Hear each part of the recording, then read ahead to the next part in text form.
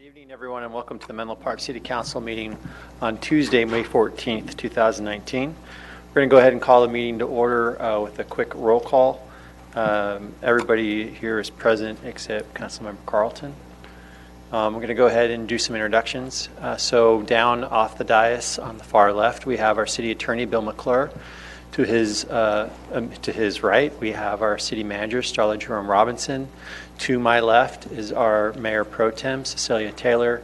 To my right is Council Member Betsy Nash. To her right is Council Member Drew Combs. And then down off the dais is our City Clerk, Judy Herron. If you have anything, Judy is in many respects the most important person in the room. If you have something you want to say this evening, please fill out a card. Go ahead and bring that to Judy so she can go ahead and make sure that your voice is heard during the meeting. We have two sessions for public comment, one at the beginning of the meeting for things that are general and not on the agenda. If you do want to speak on a topic that's on the agenda, please do mark that on the comment card. Right now, if everyone could please rise and join me in the Pledge of Allegiance. I pledge allegiance to the flag of the United States of America and to the republic for which it stands, one nation, under God, indivisible, with liberty and justice for all. Okay, so we have a study session this evening that we're going to go ahead. Actually, I'm going to go ahead and move first to go ahead, and I'm going to take the items out of order. So we're going to go ahead. And can I see just a show of hands of how many people are here for the item on the trees this evening? Okay. So I'm going to just at the outset of the meeting then continue some items, I think, in order to save time. So if people are here for other items, I'm going to let you know that now. So we're just going to do some housekeeping real quick, and then we'll get to the items. So were there any items that anyone wanted to pull from the consent calendar this evening? Yes. Councilmember Nash.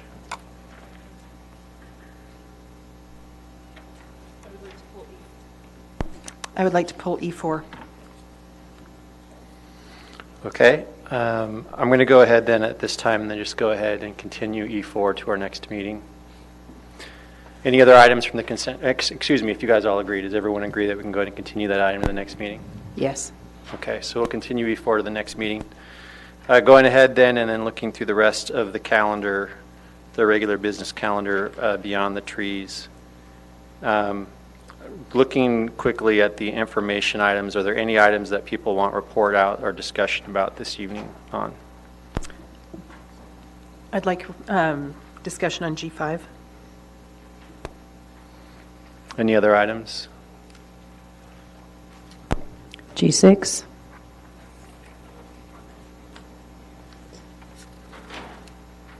Okay, I'm going to go ahead and move item G5 and G6 to our next meeting then. So if staff is here for that, I'm going to go ahead and let you go ahead and if you're only there for that, we can go ahead and let you go. I'm not going to make you sit through until the end. I think that's all we're going to touch now in terms of continuing items. We may revisit the transportation master plan depending upon how much time this item's taking, but I'll let people know that mid-item. We won't wait until it's over depending on how much time is. So if there's a staff member or consultant or someone in the room, if you leave the room, you might want to check in and see if the item's still on the calendar. With that, I'm going to go ahead and we're going to go ahead and move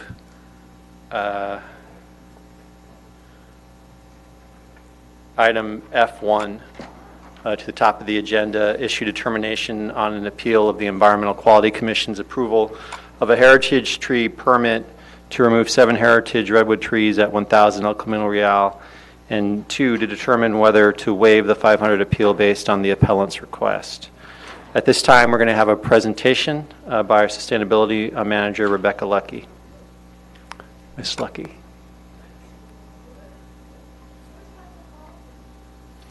Sorry, Ms. Carlton, Councilmember Carlton is traveling internationally and could not be with us this evening.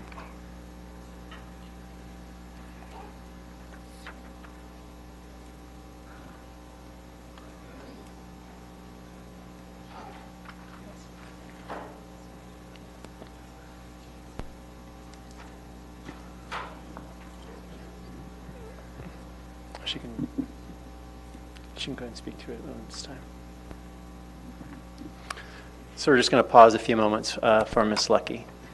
So why don't we go ahead and just pause a few moments so we can go ahead and go off the record for a moment, and I'll bring the meeting back to order because it looks like one of the appellants wants to have a discussion. Let's go ahead then. Can I have a motion to approve the consent calendar but for items E5 and E6? Councilmember Combs makes the motion. Do I have a second? Councilmember Nash makes the second. Let's go ahead and all vote.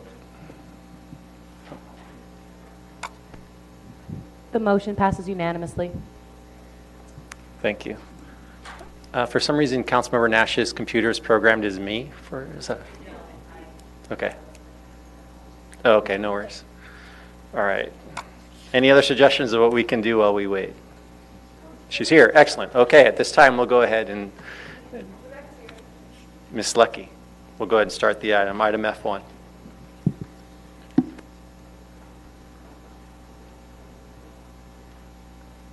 Mayor Mueller? Mayor Mueller, can we just confirm what items from the consent calendar were pulled? I'm sorry, we pulled items E3 and E4. E3, no, I'm sorry, E4 and E. I think it was just... No, I thought Cecilia pulled an item as well. Oh, okay, sorry, just E4. And the other two were information items.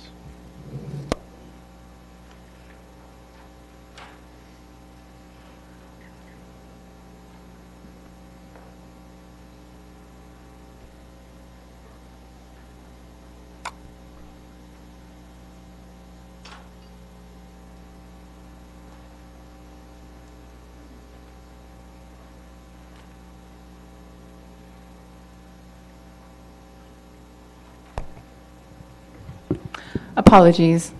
You were getting through the business quite quickly today.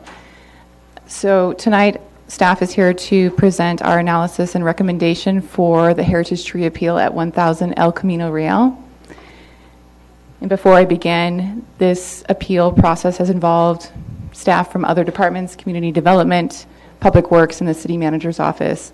And so sitting with me here is Bana Di Vichelli, our acting building official, and Katie Mador, our senior planner, and Christian Bonner is right here, our city arborist. And so together we have worked on the analysis and the recommendation before you tonight.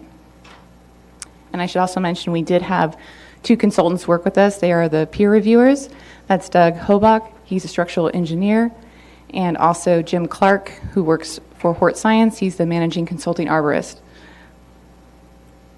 So a little bit of background about the repair project. So the building at 1000 El Camino Real was built in the 1980s, and currently some of the building's cables and tendons, which are the structural support for the entire building, located in the parking garage ceiling, have water damage and requires prompt repair. In addition to the repair work, a new waterproof barrier needs to be installed in order to prevent future damage. So the reasons for requesting the removal of the 7 redwood trees at this site is that the repair work and mainly to install the waterproof barrier would occur in the major root zones of the 7 redwood trees that are located along the frontage of El Camino Real, as you can see in the picture below here. And so arboricultural practices recommend that you do not disturb or sever the roots within 3 times the diameter of the tree because it impacts the stability and the safety of the tree. And so when the permit applicants first came to the city about the repair project, we did request additional information as to the extent of root cover over the parking garage. And so in these pictures to the right, you can see where the roots cover the top portion of the parking garage. So the history about the site and the replacement trees, should the removal be granted. The trees were voluntarily planted by the building owner's father.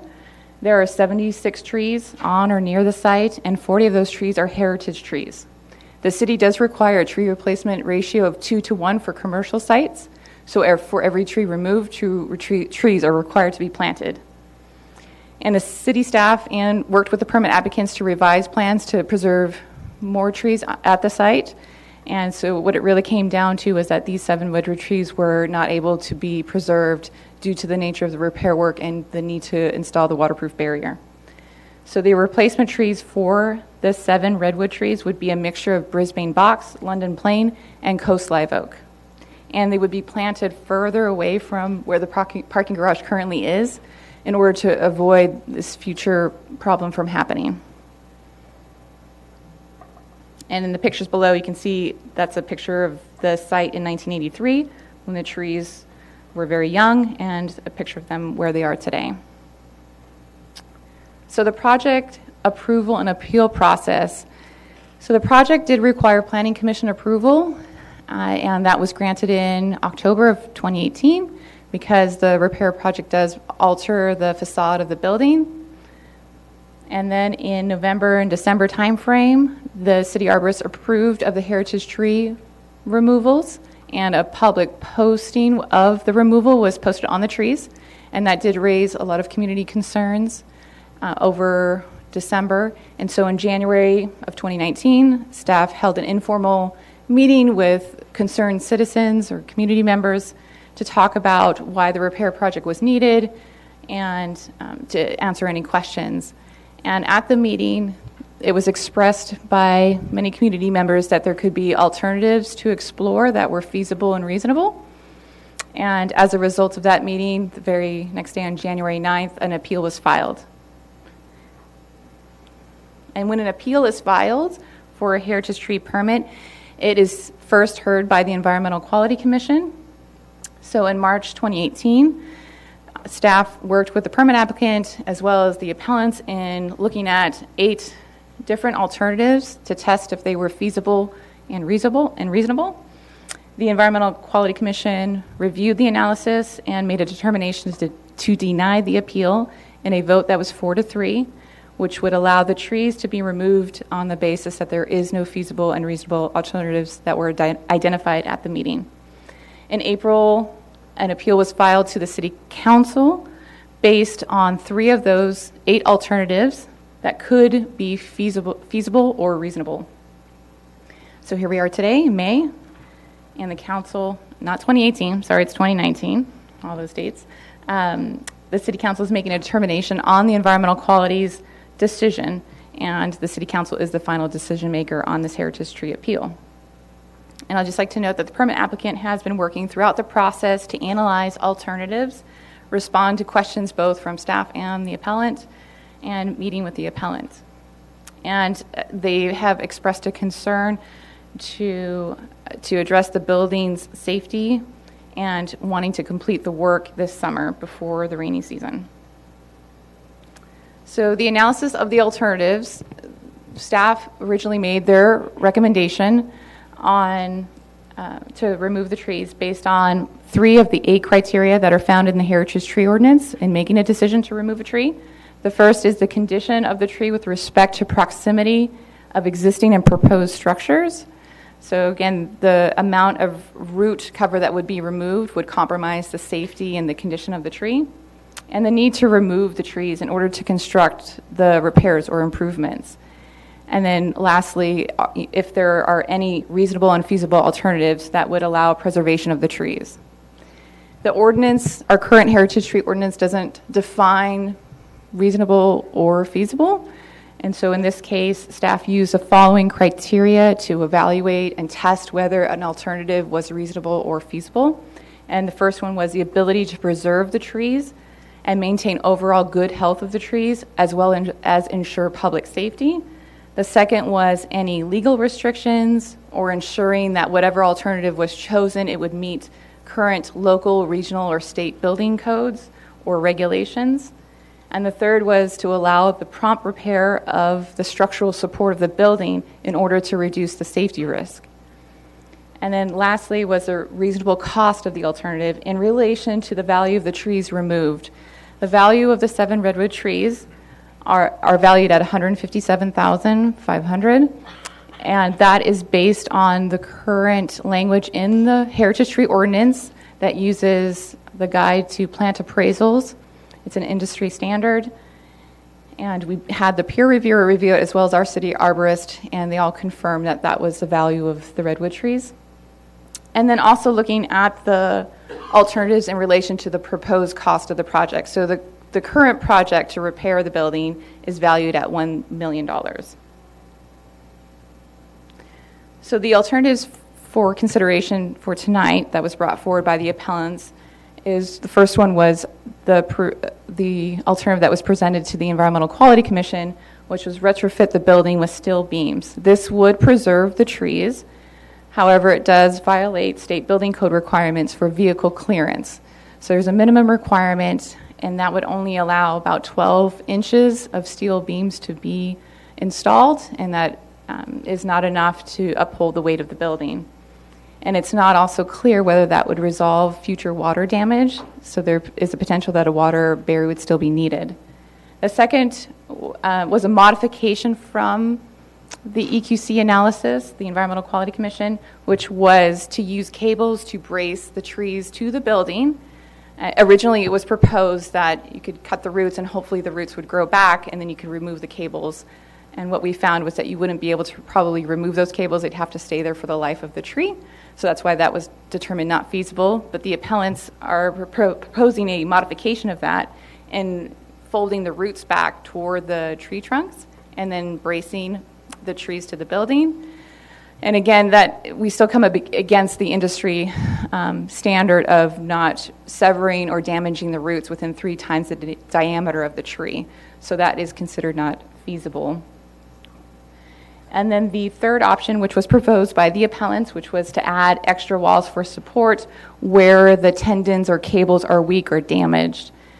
So this would have walls installed where there's parking spaces and would reduce the parking of the site and would not meet the current city's requirements for parking and would cost 7 to 8 times more than the approved repair project and could have legal implications with lease agreements with the tenants in the building and with the city, because the city does own the property and it's leased to other tenants.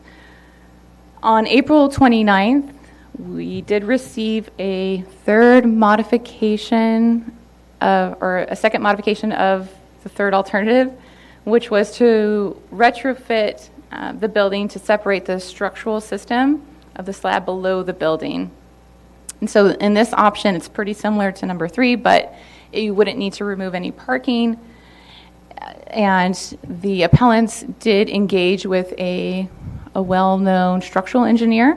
And so we did look into it. The permit applicants looked into it, and we handed the analysis off to our peer reviewers. And it wasn't clear whether this work had ever been done before. And while we were provided very good details of how to go about that, it would still face similar problems to alternative number 3, which could, again, increase cost because it has not been done before. It could increase design and construction risk as a result as well. So the peer reviews found that the quality of information submitted by the permit applicants to be sound and concurred with the major findings of the permit applicants' analysis of the alternatives. The Heritage Tree Ordinance does require staff and other decision makers to make removal decisions based on the 8 criteria of the ordinance.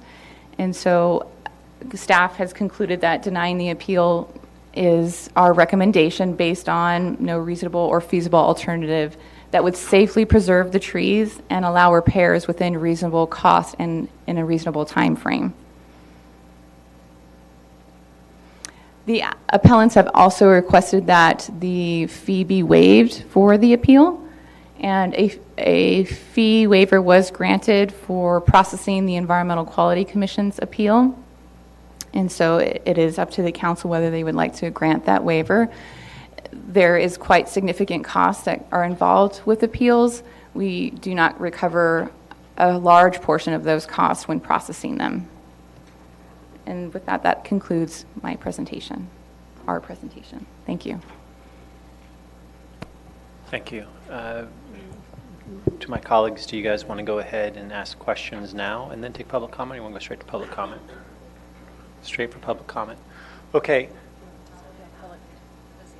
I understand, right? But usually we would ask questions right now. So we'll go ahead then and call up, the appellant has 10 minutes to make a presentation, and then the applicant has 10 minutes to make a presentation. Thank you very much. I just now found out about that 10-minute restriction, so we'll try to bust through this. No one told me. How much time did you think you had? I didn't know. I was hoping for 20. We've got a Okay. 20-minute presentation, so I'm going to just bust on through this, okay? You know what? We'll give both sides 20 minutes. It's fine. Okay, and if we don't need it, we won't take it. How's that? That's okay? We want to be good buddies here. So, good evening, Mayor Mueller. Good evening, City Council members. My name's Judy Rocchio, and I'm here representing a lot of Menlo Park City residents that are in favor of the appeal. Thank you very much for this opportunity to speak on behalf of the 7 heritage redwood trees that have been approved for removal by the Planning Commission and the Environmental Quality Commission. I just want to step back and say, at this time, we'd like to withdraw our request for a fee waiver for our appeal. We understand those fees are necessary and are put to good use, so don't worry about that, okay? We're fine with the appeal, with the fees. But in our presentation tonight, we plan to prove to you that there is now at least one reasonable and feasible alternative to cutting down our majestic redwoods. We invoke Heritage Tree Ordinance number 8, which requires alternatives be considered to save the trees.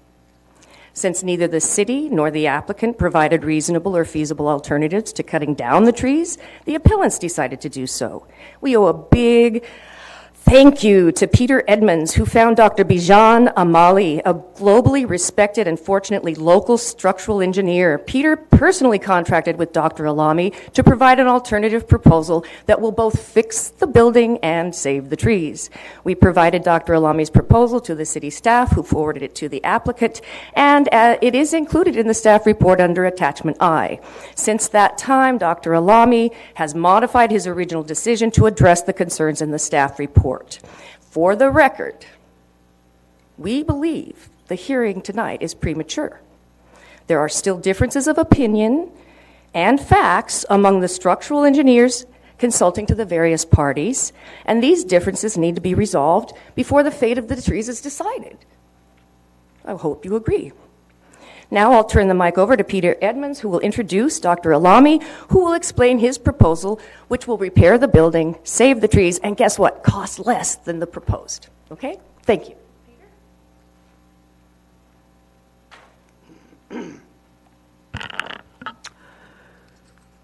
Good evening, Mr. Mayor and City Councillors.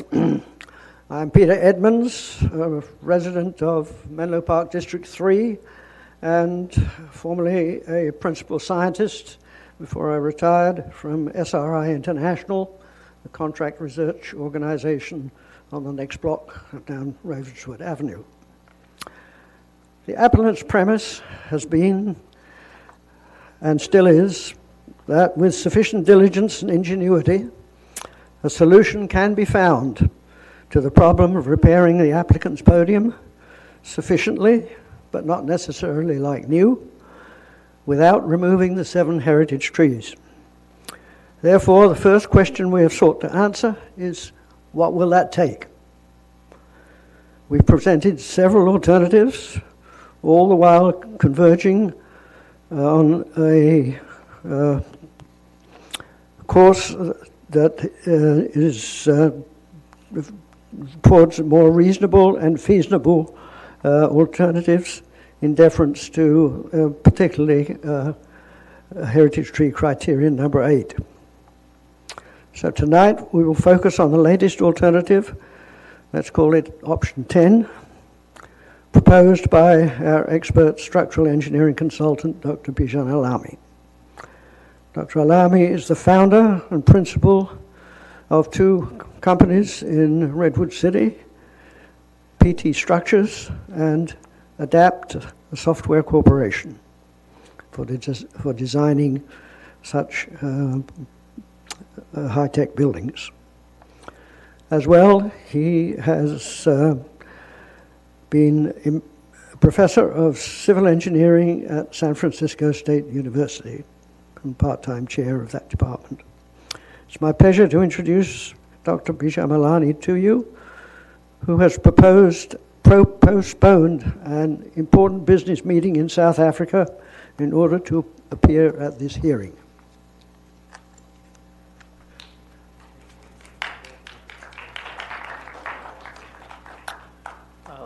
Ladies and gentlemen, so it's my bad, I should explain this. I'm going to ask folks, please don't clap tonight. It's really important that we respect each other's opinions and make this as comfortable an environment for anybody, no matter what their opinion is. So this evening, if someone's speaking and you like what they're saying, just go ahead and flash us a smile. But let's try to keep an atmosphere where everyone feels like they're safe. Thank you, Mr. Alame. Good evening, Mr. Mueller, Mayor, and members of the Council. I have a presentation which has 6 or 7 slides, and I try to make it through in 6 minutes. Now, the first question that comes up is what entitles you to make these presentations, and how credible would it be? Now, I have 40 years of exclusive experience on the post-sanctioning. 2 weeks ago, a design I did for a New York challenging problem in post-sanctioning won the PTI's award of 2018 for post-sanctioning application. 2 weeks from now, in the Structures magazine will be my presentation of a novel method for design of post-sanctioned buildings. Examples of the works I have done in the US and abroad I have passed on to the building department. First, what is so critical about El Camino, 1000 El Camino Real, regardless of who does the retrofit? I have a simplified diagram in front for presentation. The diagram breaks into 2 parts. It is a slab, partly covers the building and partly covers the landscaping. Now, the strength, the safety of the slab, this is very critical, irrespective of who does the landscaping. The safety is provided by tendons that go up, down, I have shown in red, and left, right. And I like to draw your attention that the up-down tendons serve the green area at the bottom, which is the landscape area, and the building above. Now, the tendons which are below the green area are subject to moisture, not the ones below the building. And those, as a result of moisture intrusion, have been found to, in part, to have corroded. The tendons which were used for this building in early 80s were not intended to be used for corrosive environments. What is important here, and I want to emphasize this also to the owners, that the tendons that are in the parking landscaping govern the safety and serviceability of the building, because they go all the way through. They are like ropes that are stretched over the columns, and if one of the ropes is cut, it will lose its effectiveness all the way through. So, irrespective of who does the retrofit design, the first step should be to separate. I have a blue line which is drawn at the top of the landscaped area. The first step of retrofit should be to separate the landscaping from the building, so that irrespective of whether in future there will be water intrusion or not, the intrusion of water in future, because I do not believe that we can have a water membrane that for the next 30, 40 years will be okay. The safety and serviceability building will remain intact. I have done a visual inspection, and it is my belief, having seen hundreds of such buildings, that the region below the building is in good shape, is serviceable, and I believe it is safe. It is the landscaped area. So cut the tendons and separate them. So that is the plan proposed. But in addition, the applicants wanted that the work will be done all at the interior. They wanted that it will not violate the minimum access clearance and the other requirements of the city. They wanted that it will not reduce or change the number of parking. They wanted that it will be carried out while the parking structure is in use, and its cost should be below the alternatives. And I believe the proposal that we have meets those requirements. On the top left, I am showing the up-down red lines that represent the tendons terminated with a black short line along one of the column lines with a hardware. And this hardware is a piece of metal channel, which I have a sketch of it at the very end. If you wish, I can show it also. It is about 8-inch deep. It's about 6 feet long, and it will anchor the tendons which will be severed from the landscaped area, so that from now on, the building serviceability and safety for future will be independent from what happens in the landscaped area, whether there will be intrusion of water or not. Then comes the question, what about the landscaped area? I assume that we have to forget about the reinforcement in the concrete there, forget about the cut tendons there, and only rely about the concrete there, because concrete retains its strength in compression and shear when it is moist, also when it is submerged in water. So the concrete will not deteriorate with time. It is the reinforcement. So we have to come up with a new scheme which will satisfy the other requirements and will be independent from what is below the building. I have the new scheme and I show it to you in the next slide. But I want to take advantage here and raise touch on another point. I have shown for clarity the black line, which is the hardware, separated from these gray lines, which I call external post-tensioning for the landscaped area. This is for visual.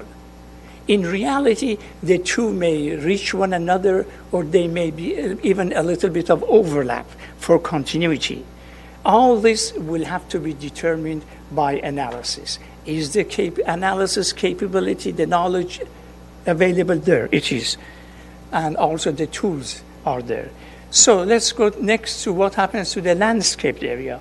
In the landscaped area, I have proposed something which is conceptually like what you see there, used in Pier 39 San Francisco. That is where we got the award for its design. The tubes that you see on the side of the beam are externally applied post-tensioning subsequent to the construction, after it was determined that the parking structure doesn't have strength enough to add strength. Now, this is for a 60-foot span. That wouldn't work here. Here is another example that I used in Southern California for a similar podium slab as we have right now. And in the project in Southern California, we used now external tendons, and the depth of the tendon below the slab is about 8-9 inches. The compression is provided by concrete, tension is provided by strands, and it is fireproof so that it will work well. Now, this, the next question comes up, has this been done before? How much would it cost? I am not good at cost estimate. Let me be very clear. This is not my expertise, but based on we've done similar projects, each of the hardware which I have mentioned, I anticipate will cost $2,500 to build. It will cost, I believe, $1,500 to install. And I believe each of the strands to be cut and re-anchored, because we have so many of them, will cost about $1,200. And I have allowed for fireproofing about $4,000, for engineering $90,000, and that is for the building. And for the landscaping, each of the bays I have $35,000, and again for engineering $50,000. So in total, I have an estimate of $846,000. Has it been done before? Yes. Can it be done? Yes. Can I provide a detail for it? Yes. I have a sketch, and I sent a very rough detail. Now, that brings me to the last. Now, what about the landscaped area? This is a proposal to save the building and to save the structure of the landscaped area. What about the top of the landscaped area? I say, leave the landscaped area as is. I'm not an arborist, but what I would do, don't take my word here, because there might be better options. Just leave the landscaped area as is, cover it with a new membrane on the top, and put artificial grass on the top, and forget all about it. Because the proposal that I have, even if there is intrusion of water, it will not reduce the strength of the concrete area. So this is my last slide, which says the appellant, Bijan, recognizes that the owner already has a reputable engineer, KPFF, on board. Once the opportunity is given to, and the project is described, there is no reason that KPFF, given the opportunity and time, will not pursue this option. It is not my intent to become involved in the retrofit of 1,000 El Camino Real beyond what I have done so far for the applicants. Thank you. Thank you. Please. So we have, you have 2 minutes and 26 seconds left, or do you want to yield your time, or do you want to continue? We'll yield our time. I think Dr. Lamy gave a very good description. It was reasonable and feasible. Thank you. Okay, so at this time, we're going to go ahead and have the applicant go and give their presentation. You'll be allotted 20 minutes as well, sir.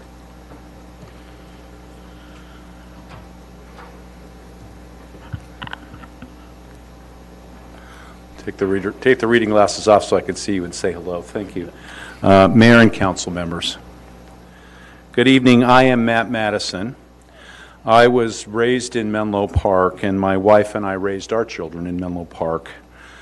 My late father, Duncan Madison, was the developer and built this building in 1983. As the manager of the building since then, I have been intimately involved with this property for 37 years. I have been accused of not caring about the trees on this site. That could not be further from the truth. We planted all 76 trees on this site as there were no trees there when we started. I love these trees and I professionally cared for them for the last 37 years. I'm extremely disappointed to have to remove any of them. You all have a full record before you, including our letter with a detailed analysis of the situation. And given our short presentation time, although I know I have a little bit more time, I'll not attempt to summarize all of it for you. But I do have important points I'd like to make. History adds an important perspective here. Our involvement with this site and our collaborative partnership with the city began in 1980 when the city determined it had surplus land at the corner of El Camino Real and the newly realigned Ravenswood Avenue. The city wanted a state-of-the-art office building to occupy this new high-profile corner. The city and my parents entered into a long-term ground lease whereby the city receives annual rent and we pay all expenses of the building, including property taxes and operating costs. We were asked to construct a high-quality building with extensive landscaping.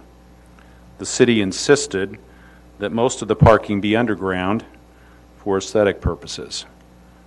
With most of the parking underground, we were able to provide the more extensive landscaping sought by the city. We delivered. The building was an instant success and has rarely had any significant vacancy since it was built. During the past 37 years, we've kept every commitment we made to the city. We steadfastly maintained the property in a first-class manner at great expense. We financially supported the city's program to plant street trees on El Camino Real, and we installed the infrastructure enabling our largest trees on the corner to be lighted annually during the holidays. When I first discovered these issues, I realized I would need significant funds for what would be a very expensive repair project.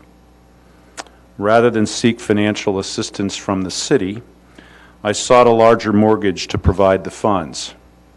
But unfortunately, I could not obtain a suitable mortgage without extending the term of the ground lease to satisfy the requirements of the mortgage lenders. Again, the city remained a collaborative partner and entered into good faith negotiations to extend the ground lease.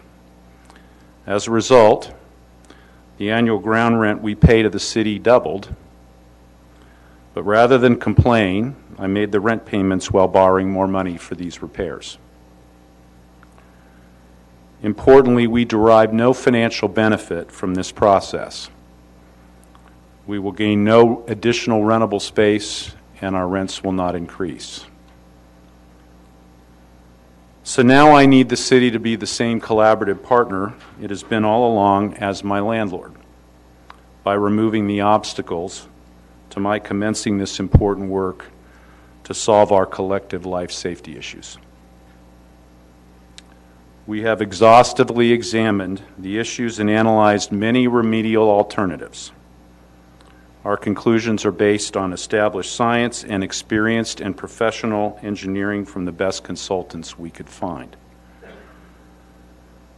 This problem has now become a critical life safety issue, and with the foundation slab already compromised, these repairs are both urgent and non-discretionary. The deterioration clearly continues with the recent discovery of a third post-tension tendon failure. Tendons often fail without visible signs. Bear this in mind when you heard the appellant's engineer say that he had walked in our garage and thought the slab looked fine. When the tendons fail without visible signs, it means we likely have more failed tendons than we know about today. Certainty comes only by inspecting all the tendons at the slab perimeter, a key purpose of this project and one of the main reasons that the trees must be removed. Now, we have been warned that this cannot continue without the progressive and ultimately catastrophic failure of the building structure, endangering the employees of the office, tenants, and their visitors. In fact, a recent letter from our structural engineers concluded that the foundation slab does not meet current building codes in its compromised state. As a result, they also worry about how the building's foundation will now perform in a significant earthquake. The appellants state that the building is in no imminent danger of collapse. This assertion is not based on fact or structural science. The appellants have no responsibility for life safety risks. Since we are on notice, we and the city bear the risks resulting from any failure to immediately take proper, urgent, and proven remedial measures. This repair work must be done during dry weather. We need to begin immediately, or we'll be forced to wait another year for favorable conditions to continue. Now, regarding the valuation of the trees, which was a sore spot at the EQC hearing, as required by the Heritage Tree Ordinance, we provided a tree valuation using the arborist appraisal method. Our certified arborist provided the valuation report in your materials that was confirmed by the city arborist and the peer review arborist. We provided the valuation solely in compliance with the ordinance. And it should be noted that we understand that the calculations are formulaic by design. The value of mature trees is hard to quantify, and that doing so generates a subjective and emotional response. That said, we strongly agree with the Heritage Tree Ordinance's premise that there must be a rational relationship between the cost of project mitigations and the perceived value of the trees requiring removal. After studying all alternatives, our consultants, the peer review consultants, and city staff, along with the Environmental Quality Commission, all determined that none of the alternatives are feasible. We in the city utilized 4 key criteria to assess the feasibility of the proposed alternatives. And this is consistent with the staff report, where to be feasible, an alternative must satisfy all 4 of the following criteria. Allow for the complete inspection and proper repair of the structure as soon as possible. Number 2, allow for the comprehensive waterproofing of the structural slab and basement walls to protect the structural components from destructive rust in the future. Number 3, ensure that any trees that remain are healthy, have a likelihood of remaining so, and are not at significant risk of toppling from weakened root structures or wind shear forces. And finally, option 4, the option can't force us to be out of compliance with city, county, or state codes and regulations, or default on contractual obligations to the city, to the building's tenants, or to our mortgage lender. Now, you have our analysis and letters from our professional consultants concluding that the alternatives, including the most recent one submitted by the appellants known as option 9, which was modified after noon today into option 10, and so I'll admit we've had very little time to look at it, that they fail to meet one or more of the feasibility criteria above or are otherwise logistically impossible. Some, including options 7, 8, 9, and now let's add 10 to that list, are so dangerous as to require the building's evacuation for 2 to 3 months in order to do the work. To be clear, when you want a detention and cut tendons, you can't have anybody upstairs working in their offices. You evacuate the building for 2 to 3 months, and I've defaulted my tenant leases. They will move, and they won't come back. That's a multiple $million-dollar problem. That's common to options 7, 8, 9, and 10. The peer review consultants and our structural consultants agreed that the nature of that work would require the building to be evacuated during that. It's also sufficiently dangerous to cause reputable contractors, including the general contractor who's been working with us for the last year and a half, to decline to participate in the project if we pursued one of those 4 options. We have an additional concern about option 9 and 10. Although for the reasons stated in our letter, we believe it to be completely infeasible, it's also not fully analyzed or researched as admitted by the appellant's engineer. It would likely take months or longer to research it further, and based on what I told you about it being dangerous, and yes, perhaps it could ultimately be feasible, but that would be long after our tenants had exited the building, it would likely result in it being infeasible even if we took more time. Now, I tried to be clear earlier, time is not on our side. We have great urgency. We have a building that's been compromised. We have seismic events that can occur, and we're all on notice that we've got life safety issues. In order to ensure that this site remains as remarkable as its location, we committed to retain as many trees as possible and to installing compelling, high-quality landscaping worthy of the location. Accordingly, we will be retaining 33 of the 40 heritage trees, including the largest trees on the corner that are lit during the year-end holiday season. We will be replacing the 7 redwood trees in a 2-to-1 ratio with 14 new trees from the city's approved heritage list, including Brisbane box, London plane, and coast live oaks. Importantly, we have increased the size of the new trees so that they are more mature immediately upon planting. The trees selected have less invasive root structures than the existing trees and require far less water. We will be installing root barriers around all of them and moving them further away from the foundation in order to prevent a recurrence of the problem that's occurred. And finally, the existing turf lawn will be replaced with drought-tolerant no-mow fescue, using less than half the water needed by traditional mowed turf. And this is a good picture of what no-mow fescue looks like. The end result, we believe, is a lush and compelling and much more environmentally sensitive design. This is a key reason why the Planning Commission so enthusiastically endorse this restoration plan. Now, I'd like to make our structural engineer available to discuss the options that the appellant's engineer discussed, if you find that helpful. But I'm going to conclude my remarks by saying that from an emotional standpoint, all of us appreciate the trees on this site.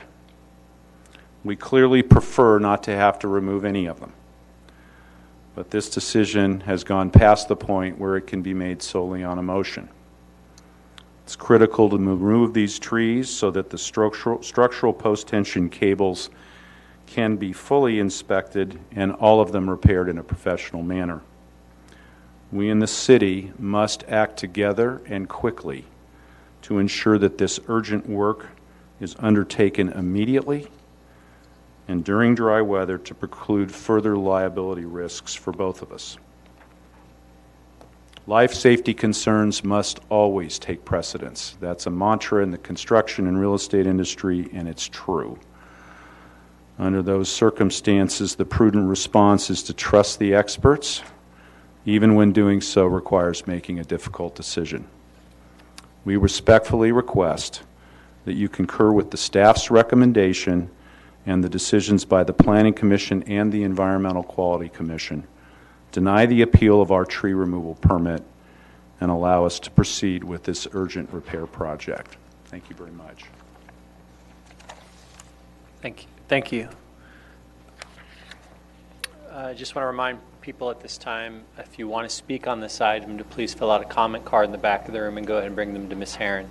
We're going to start public comment on this item, but when we do, At some point during the evening, I'm going to cut off the collection of cards. So I encourage you, if you want to speak on that item, to please go ahead and turn them in as soon as possible. So at this time, we're going to go ahead and start public comment on the item, unless there's any questions from my colleagues. No? So we'll start public comment on the item. Each person will have 3 minutes to go ahead and address the council on the item. And I always say this, folks, it's no different. Issues like this can sometimes be passionate. There's a saying I like to remind people at public comment, and that's never underestimate the power of a sharp mind, a sincere heart, and a kind voice. With that, our first speaker this evening is Judy Adams.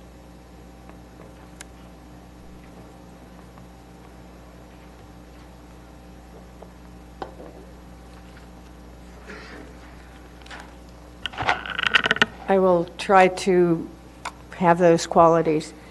I do need to begin by saying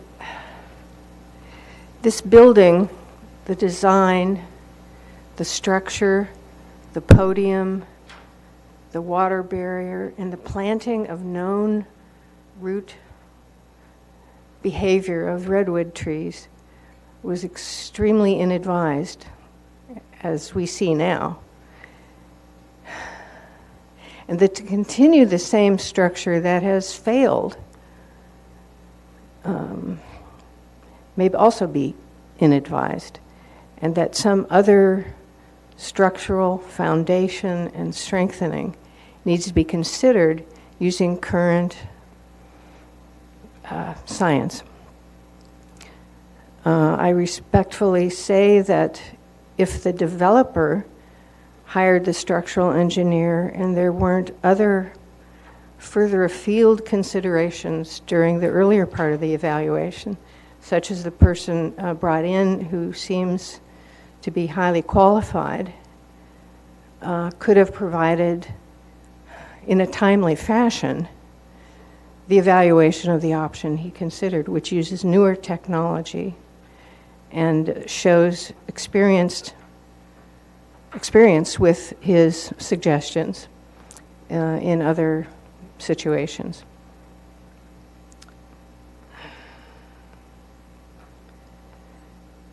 I guess that's my main statement, that this building was leased for a number of years with trees known to have a root structure that would encroach. And was it the responsibility of the city or the developer, the renter, to find these to realize these problems were developing and come before the city for some solution before it became too dangerous to occupy the building or even repair it? Where's the responsibility there? And what are we looking at down the road with the same kind of structure? I respect the emotion and logic of the developer, but I don't want us to make the same mistakes. And I don't see a possibility that that won't happen again. So I would like more study from a different perspective, from a different structural engineering company, before we go in and create another problem. Thank you. Thank you, Ms. Adams. Our next speaker this evening is Roberta Morris.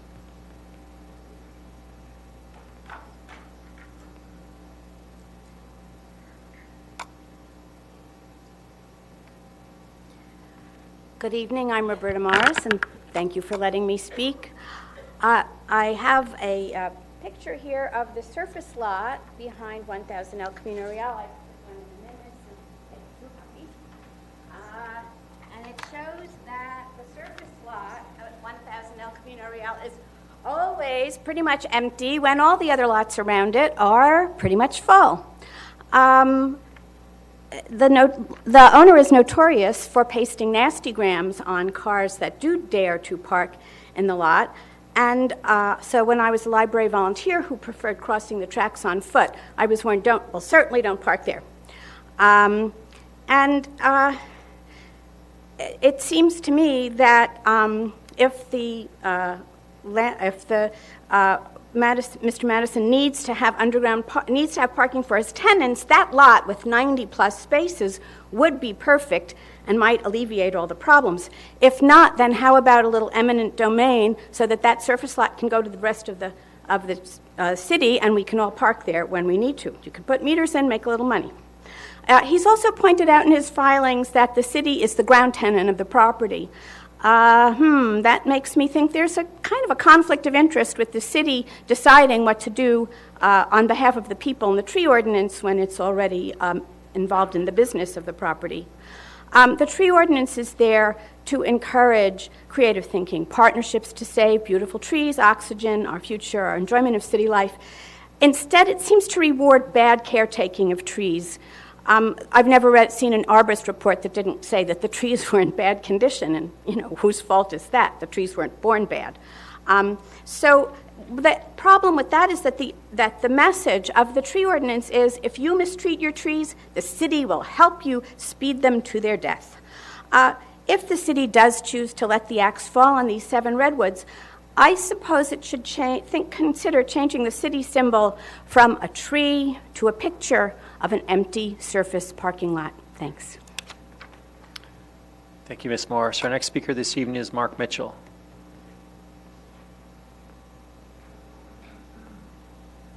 Good evening, Mr. Mayor, council members. My name is Mark Mitchell. I'm a 30-year resident of Menlo Park. It's actually my first time in front of council.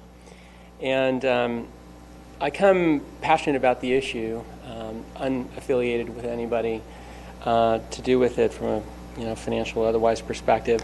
I also have some insight into complex retrofitting of buildings. A company I ran called Serious Materials did an energy efficiency retrofit of the Empire State Building, 6,542 double-hung windows.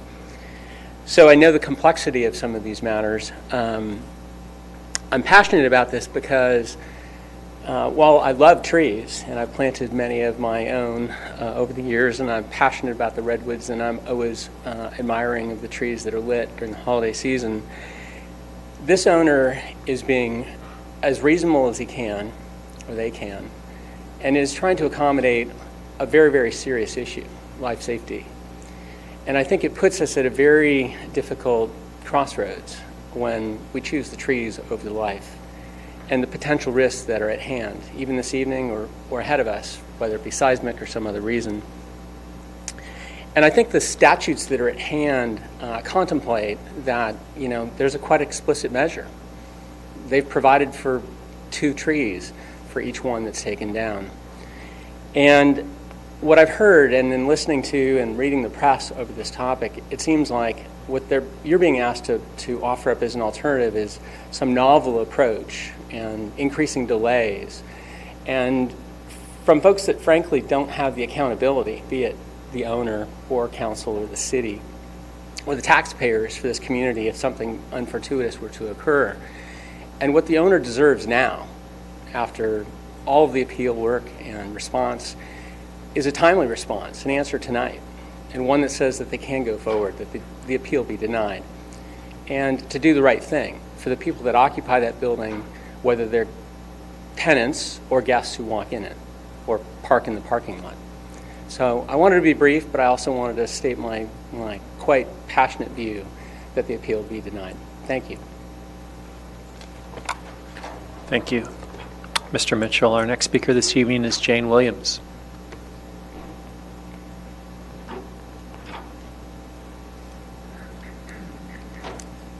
Good evening.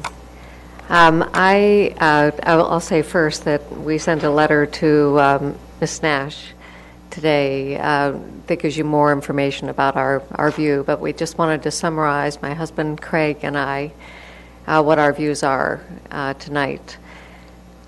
We've lived in Menlo Park for over 32 years, and I actually built a business here in Menlo Park, and that's now located in Palo Alto, but we've operated within the community and have many clients and so on within this local community. On our property, we have mature coastal redwoods as well. They're all classified as heritage trees, And they're beautiful, and we love them a lot. They've grown tremendously while we've been on the property, and we work hard to keep them safe and in good health. We're also, though, fully aware of the invasiveness of the root structures and other risks that come with these trees. And so we can really relate to what's happening with Mr. Madison's building. These are very thirsty trees, and from what I hear tonight and what I know in general is that they present a significant risk to the safety of the tenants of that building and beyond that. We urge that you follow the guidance of the city arborists, the City Planning Commission, and the Environmental Quality Commission, each of whom has reviewed the permit request in detail and approved the removal of the 7 redwood trees at 1,000 El Camino Real. We've read the material available regarding the issue and believe that this question has been publicly and properly vetted and deserves a no vote on tonight's agenda item. While protests must be heard and respected, we also believe that facts have to be heard and respected. You have enlisted many qualified experts who have given you the advice that these trees should be removed. In this case, structural engineers, geotechnical specialists, and others who have all reviewed the site, the root invasion problem, and the alternatives to removing the trees. While it is important to listen to all the voices of the community, we believe that there has been significant review and actual approvals. And we would ask that you deny this appeal and that you approve the removal of the trees. Thank you, Ms. Williams. Our next speaker this evening is Wendy McPherson. Mr. Murphy, can I see you here in the corner for a second? Hi, I'm Wendy McPherson. I've been a resident of Menlo Park for 40 years and love Menlo Park for the trees and the charm that it creates in Menlo Park. I was a tenant in Madison's building in the 90s. We took most of the first floor there for many years. I had a staff of 80 people there and was the manager, so I had many interactions with Matt, and he was an extremely conscientious caretaker of the property, both the inside of the property and the landscaping of the property. And I think he's just been inordinately patient and, heard the other side of the story and wanted to save the trees, and alas, he simply cannot. I'm here to support him, here to support the application that the trees come down and be replaced with appropriate trees. Thank you very much. Thank you, Ms. McPherson.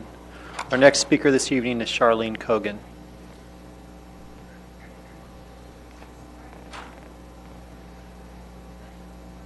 Good evening. This is also my first time in front of council. So, I've lived in Menlo Park for about 35 years. I've been a businesswoman in this community for as long as I've lived here. In my business, like Wendy, we deal with homes and certainly complex root systems and trees, and have certainly had to deal with heritage tree reviews. But I'm really here to talk about 2 generations of the Madisons that I've known, and I've witnessed their commitment to this community. I did, again, as Jane, I've read all the material, and I think what stood out to me is that, on a 1.5 acre parcel, to beautify our city, they planted 76 trees 37 years ago. I think about that beautiful tree that they light every year for us to make our holidays a little bit brighter, and it's all for our benefit.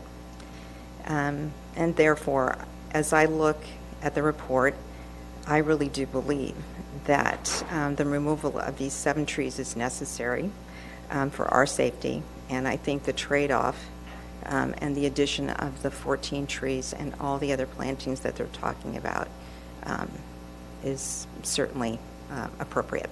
Thank you. Thank you, Ms. Cogan. Our next speaker this evening is Jen Mazan.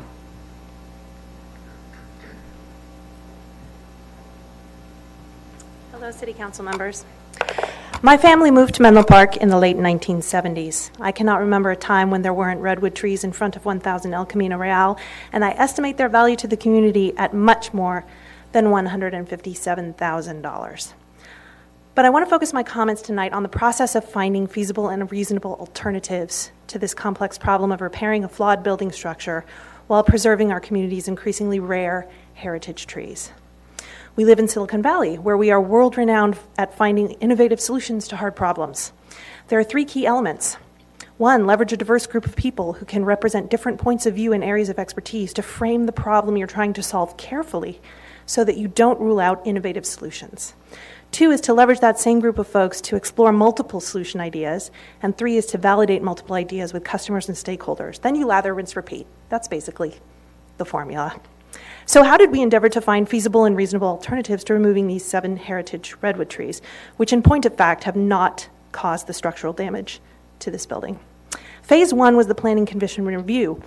Unfortunately, I give us an F for this phase because no diverse group representing different points of view convened to frame the problem, explore multiple solution ideas, or validate those ideas. For example, the building owner did not present any alternatives to the Planning Commission that changed the structure of the building.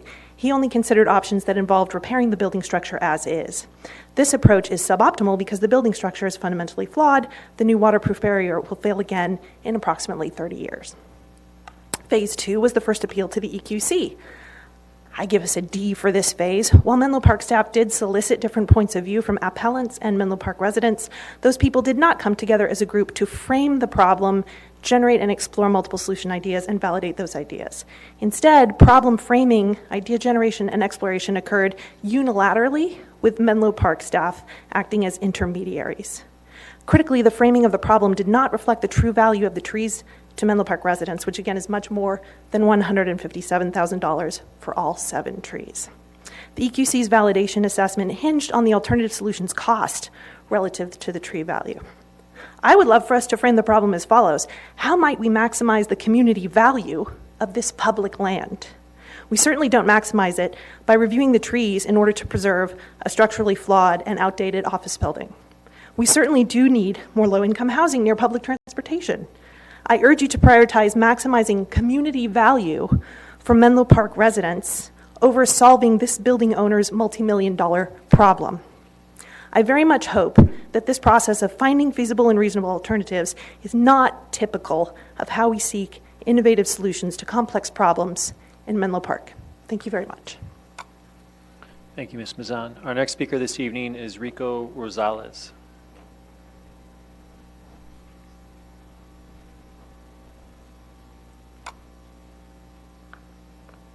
Good evening. I too am a 31-year resident of Menlo Park, and I too am here for the first time.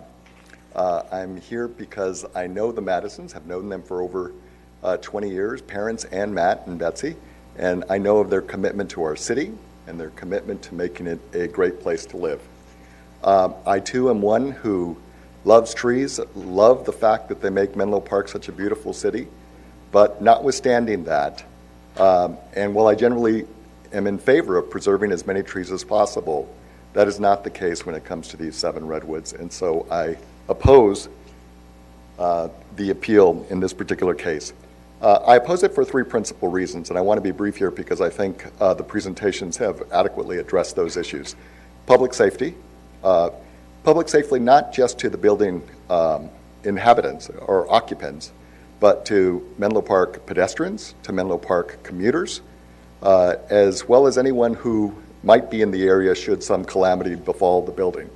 Now, perhaps it's just the fact that I'm a lawyer and I'm always trained to look at risks and what the costs of those, risks might present to owners, to the city, et cetera. But in this particular case, I just don't think those risks are risks that the city can take, nor should it require the Madison Company to take in this particular case.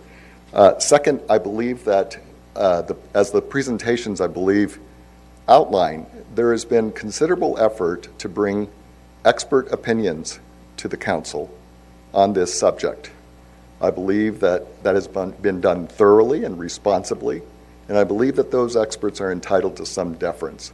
So too do I believe staff recommendations are entitled to deference, that the decision of the Planning Commission is entitled to deference, and the decision of the, is it EQC? Sorry, I don't know my terminology here, but there's a time to defer to those people who have looked at the issues very, very carefully in a dispassionate way and have no agenda but to give you their very best recommendation, and I believe that deference should be given to those decisions. Finally, as a longtime Menlo Park resident, I believe it's important, and I think we've seen this in many instances in the city, to balance the competing interests that are presented to you as the council. There are clearly interests and legitimate interests about preserving trees, about reducing traffic in our neighborhoods and in the community generally. But those interests also have to be balanced against other competing interests. And sometimes those competing interests are difficult ones to get your hands around. But I do think that in this particular case, when there are legitimate business interests of the Madison Company here and the risks that it presents, you need to balance those accordingly. And I think that favors denying the appeal. Thank you. Thank you, Mr. Rosales. Our next speaker this evening is Markham Curry.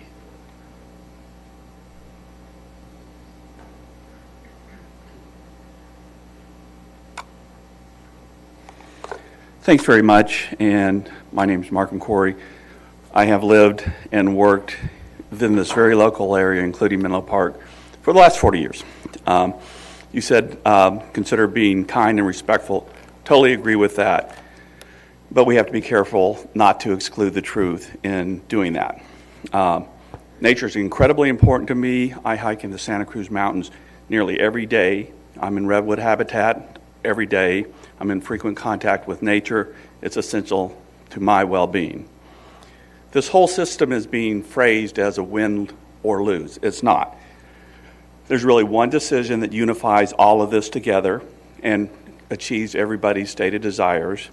It's best for the environment, it's best for the taxpayers, it's best for the citizens and for the property stewards here. And that solution is to remove the 7 destructive trees and replace it with 14 better, more compatible, and non-destructive trees, and allow the preservation of the existing site improvements, which are also important to preserve for the environment, and I will tell you why shortly. But first and foremost, why it's best for the environment. The Bay Area is very famous for microclimates, and along with microclimates are microecosystems. This is not a redwood ecosystem. I know redwood ecosystems. This isn't one.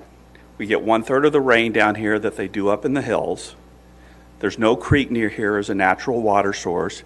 The ground level marine fog that comes over the hills in the evenings and in the mornings is not present down here. This is a flat, dry, inland site, and the trees simply don't naturally belong here. As a consequence, they consume the equivalent of 3,000, these 7 takes 3,000 toilet flushes a day to water. There should not be any desire to perpetuate a mistake. It would probably be beneficial to replace all the redwoods, but nobody's proposing that. In the wild, I'm out there every day. Thousands of trees fall over every year. There are probably more fallen trees than standing ones. It's part of the natural process. When trees come up against certain conditions, they don't progress further. That's what's happening here. It's not a big deal. Secondly, environmentally, we live and work in a built environment so we can preserve nature elsewhere. And environmentally, according to LEED law and other environmental references, the worst thing you can do is tear down something that functions and exists as it is, the built environment, because you're going to have to replace it somewhere. And the replacement consumes energy and pollutes. You may think you're preserving, but you're actually increasing the environmental impact, moving it from one place to the other. And from a taxpayer point of view, it's much more costly. The city owes the property stewards important considerations financially. I know I have to quit. Yeah. At the end. Thank you. Thank you, Mr. Curry. Okay, thank you. Our next speaker this evening is Margaret Speck.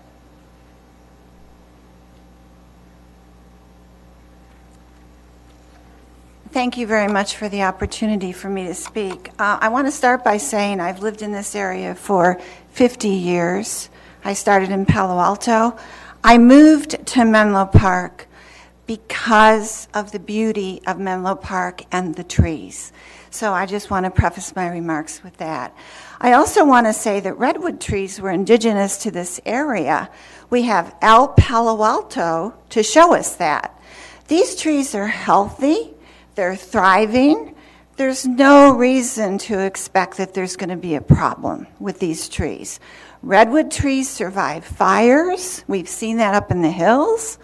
So I agree with both Judy Adams and I agree with Jen Mason. I believe, and also with the professor who presented the alternative number 10, I believe this alternative needs to be looked at because we've got a building that other alternatives like the one that was proposed that would separate the landscaping from the structure of the building need to be pursued. Are we going to be here 30 years from now? I won't, but 30 years from now, are we going to have a similar meeting where we're talking about chopping down mature oak trees because their roots are intruding into this building?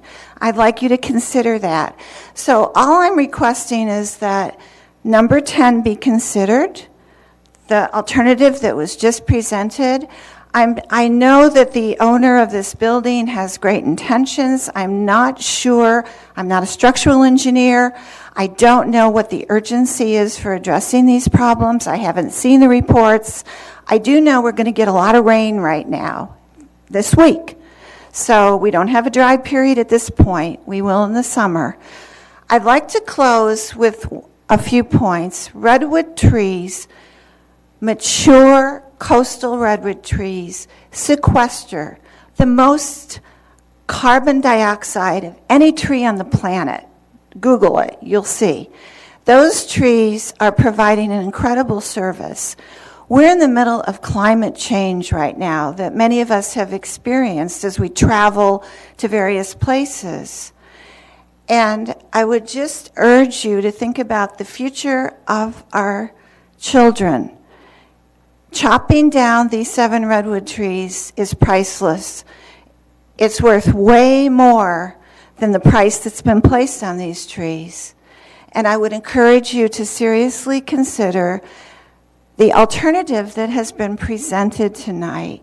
Also, I just want to point out that at the Environmental Quality Commission, it was a 3 to 4 vote. It was not, there were commissioners Thank you, Ms. Speck. who wanted to look at alternatives. Thank you. Thank you. Our next speaker this evening is Joe Newtbar.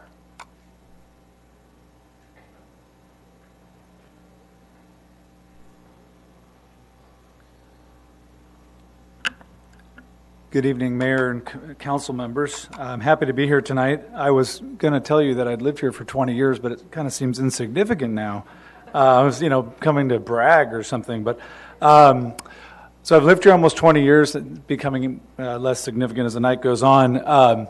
I am a construction manager and a Bachelor's of Science degree in landscape architecture from UC Davis.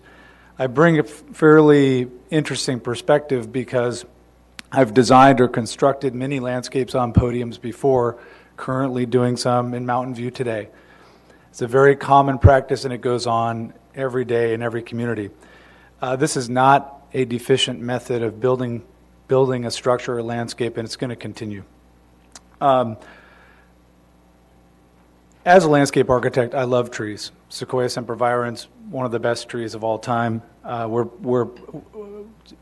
It's a pleasurable place to live because we're surrounded by this tree.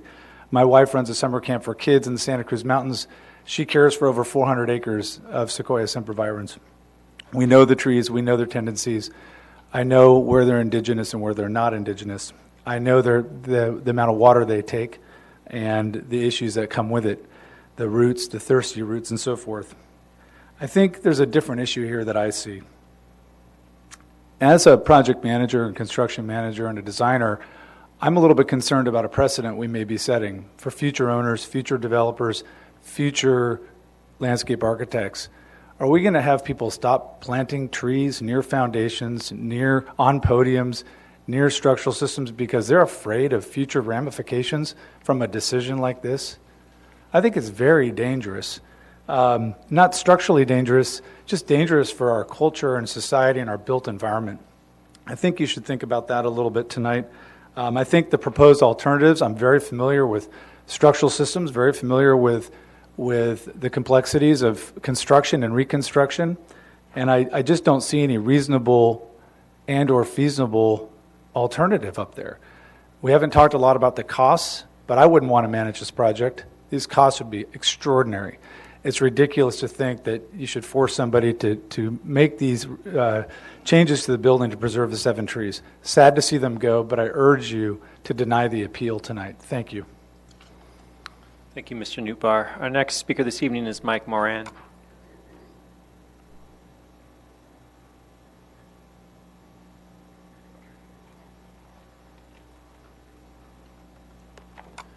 Good evening. I won't get into my age, but I was born here in Menlo Park. Used to ride my bike by this site before Mr. Madison built his building there. Paper out in the area, etc. This is kind of my hometown, my little Mayberry here. I'm here representing the many residents who do support the denial of this appeal, and we believe that safety is really crucial here. And one thing I really haven't heard tonight is about the hundreds of kids that go by this site every day on their way to and from school, in particular Menlo Atherton. So there really is a safety concern beyond just the average resident that lives down the street or is driving by in the street. There's lots of folks that ride their bike and walk that curb. My son did it from our house on the west side of Menlo Park to MA every day. Now, what I came here to say was that good leadership hires great talent, and they need to discern that talent's recommendations. It's clear that the city of Menlo Park has great talent here, and that the Planning Commission and the Environmental Quality Commission and the experts that have been hired have all relied and that you've all relied upon are stating publicly that they recommend the removal of these 7 trees and the denial of this appeal. I urge you to be great leaders and to deny this appeal. Please put an end to this and allow an environmentally responsible local businessman and his family to fulfill their obligations to the city and be proper stewards of this property. Thank you. Thank you, Mr. Moran. Our next speaker this evening is Mike Mormon.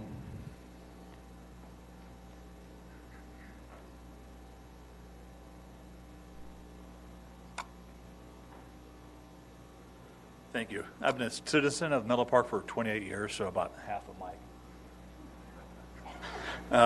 I'm a credit lead professional by the U.S. Green Building Council. I've been that for over 10 years. I served over Sacred Heart on the Board of Trustees for 9 years. It's a maximum term. When I was over there, we built the first LEED net zero building in the country, and we built the first LEED platinum building in the country. The environment's important to me. But I don't think these trees are that big of a problem to take down. They're really not. They're a safety hazard. The trees that we're replacing with are better trees. I'm concerned about the precedent, too, that Joe brought up about not being able to plant the right trees and to plant trees that you don't necessarily want. There are people now who don't plant redwood trees and oak trees on their property on purpose because they know if they ever want to expand their building in that location, they can't. I'm also concerned about any neighbor concerned about some of the tree that they want to take out because it's doing damage to their house. I don't think that they should have the right to hire their old structural engineer to evaluate somebody else's condition to try to extend the process of somebody else removing a tree from their home. I don't think the council wants to get caught up on that every week either. It's just a waste of time. This tree is dangerous. It's been shown these trees are dangerous. They're shown to be dangerous. They are deteriorating the building quicker. That's a fact. It is. Guys, hey, no. But it is a fact. They're deteriorated in waterproofing, which causes the tendons to fail. If you've ever seen a tendon fail on a construction site, it's extremely dangerous. It can cut a construction worker in half. That's the real deal. OSHA just changed the rules when you put in post-tension tension cables in a building to be safer. They just changed those rules this year. They are dangerous. It's the fact. I structurally upgraded many buildings at Stanford, St. Patrick's Seminary in Menlo Park, Sacred Heart in Atherton, and many jobs over at Berkeley. I know what I'm doing. I have no relationship to Berkeley Noter at all that I know of. So I'm not here trying to do the work for myself. This is dangerous, and we don't want citizens being able to tell other citizens what trees they can remove and what trees they can't based upon their own structural engineer. It's not right. So I urge you to deny the petition to extend it. Thank you. Thank you, Mr. Mormon. Our next speaker this evening is Scott Marshall.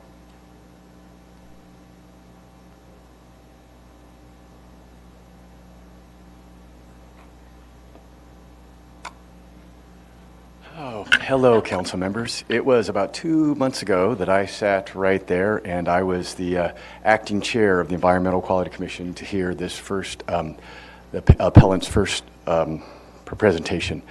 I can say that the way I voted, I would not change it today based on the fact that it seemed that the burden, the cost burden of the appellant's ideas were more than I would expect anybody to pay to preserve the trees. But on the other hand, it seemed like there was a real lack of compromise in the whole process. We had a building owner who wanted to make repairs, but they seemed to see it in one way, and we had members of the public who wanted to save the trees, and they came together in another way, and there never seemed to be any compromises. I mean, I had some ideas of a compromise. I went out to the site many times. I've been there. It's a little park there. It's really nice, but maybe they won't work. But it didn't seem like there was ever a meeting of the minds. And that whole process was very disappointing for me as an environmental quality commissioner. And to hear this process continue, things seemed to escalate instead of, temper down. So when it comes to the trees are healthy right now. I don't think that all 7 of those trees in any way could stay because some of the trees are closer to the garage wall and some are further back. I was hoping that with a bunch of people working together, there could be an alternative to building a new structure underneath the garage or redesigning it engineer-wise. Maybe there was a way to use what was there, get the waterproofing put on, and still keep the trees. As a resident of Menlo Park, let me make that clear. As a resident, those are my ideas. But that is not something that may work. Tonight, I was thinking about my son. He was talking about biology and sequestering carbon and how trees are a great thing. I hope that for future Menlo Park residents, there are more trees so we can continue to live in a healthy environment and not have to deal with issues where we're cutting down trees when they're healthy. So I just wanted to say that it's a difficult situation for everybody, and that's it. Thank you. Thank you, Mr. Marshall. Our next speaker is Ruth Roberson. Folks, this is the last comment card that I have right now. If you planned on speaking on this item, I suggest you go ahead and bring it up to our city clerk at this time. We're going to be closing it off here shortly. Ms. Roberson. Robertson. Robertson. Sorry, I didn't write that clearly. I just want to say, Crimea River, this guy's made tons of money off of having business in Menlo Park, having businesses all over the Bay Area. He's gotten a lot out of Menlo Park. We're only asking him to relook at things and pay a little more. I mean, he's trying to get us to help him with his profits. I'm sorry, that I just can't abide by the things people have said about kids might walk by and get hit by a tree. That is just fear-mongering. That is not going to happen. And, I don't like the fact that he's threatening the city council. You might be sued, all this stuff. Spend some more money, rethink it. Come on, there's a solution here. And the Save 7 Trees Committee has even paid their own money to come up with someone to show that there are different ways of looking at it. They're not saying you have to accept what our hired engineer says. We're just saying, come on, spend a little money. You're not hurting a lot. Thank you, Ms. Robertson. Our next speaker this evening is Henry Riggs.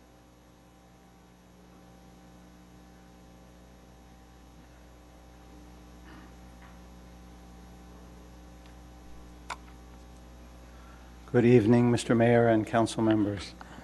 I'll try to be brief.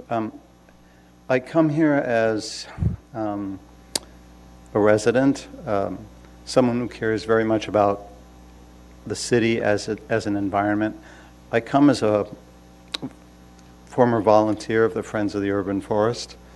I come as someone whose first significant act as part of my neighborhood board was to arranged the planting of 15 street trees, of which 12 survive. Lost a couple to PG&E. I also come as an architect with a strong structural background. Indeed, in the last few years, I have served several times as the owner's project manager for seismic upgrade and other structural, including structural repair projects for office buildings and such. I'd just like to note, because I've heard some interesting claims tonight, and I realize when one is trying to make a point that expresses one's belief, one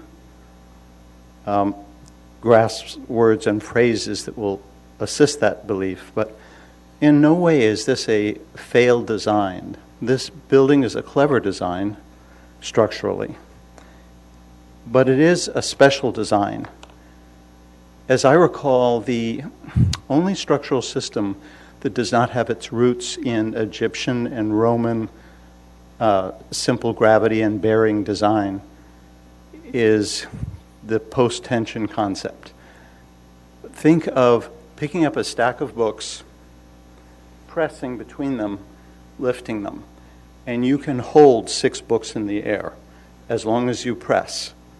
If you release, however, your toes had better move. This is the way a post-tension slab works. An impressive amount of weight can be carried, but only as long as that tension is there. I don't know of any engineer or architect, I don't know of a building official who would stand behind the idea of mixing this rather special system with any other system, either theoretically or in practice. So while the concept of compromise in many kinds of problem solving makes sense, there are some cases where mathematical formulas hold sway, and unfortunately this is the case. Thank you. Thank you, Mr. Riggs. Our last speaker this evening is Jane David.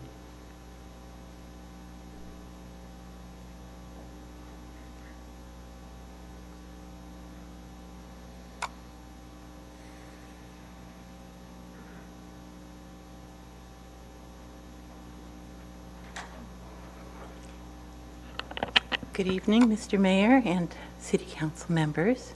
Pleasure to be here. I am a raging granny, although you see me heavily sedated at the moment, so I'm suitable for public consumption. I guarantee you I won't take too much time. I spoke before with the Environmental Commission because my family are more than 100 years in California, and this is very important to me. The environment. Generations of my family have worried about the environment. My son, he was never in danger of being hit by one of the redwood trees. He actually went to forestry school, apparently overcoming any childhood psychosis or fears or deep-rooted insecurities about falling trees. And I'm really proud of him. He's into sustainable forestry and wood consumption. So I look at these trees maybe a little bit differently. I look at them as, I don't know, I think maybe you guys should consider this a memorial grove if necessary. I do agree with Mr. Marshall, which I think some of my colleagues cohort do not, in that I think it's possible not to chop down all of the trees. I think it's actually would be commendable not to chop down all of the trees, all 7. It's important to our kids to be able to see things like this.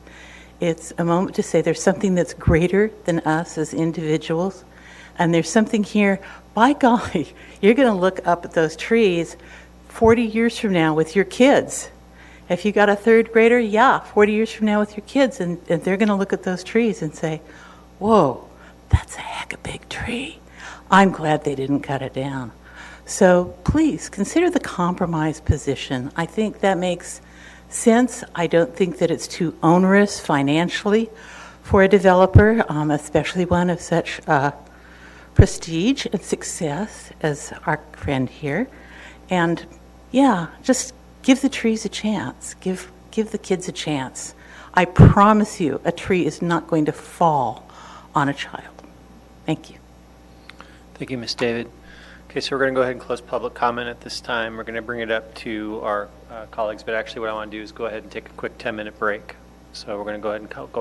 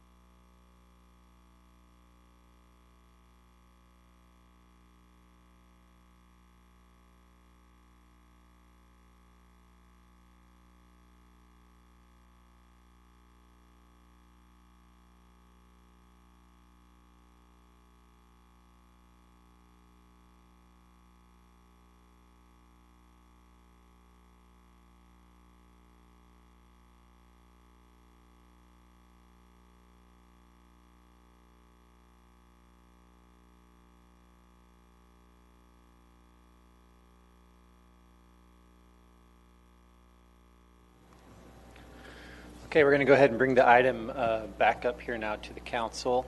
At this time, we're going to go ahead and open it up for questions to staff. So do any council members have any questions for staff, staff or the appellant or applicant?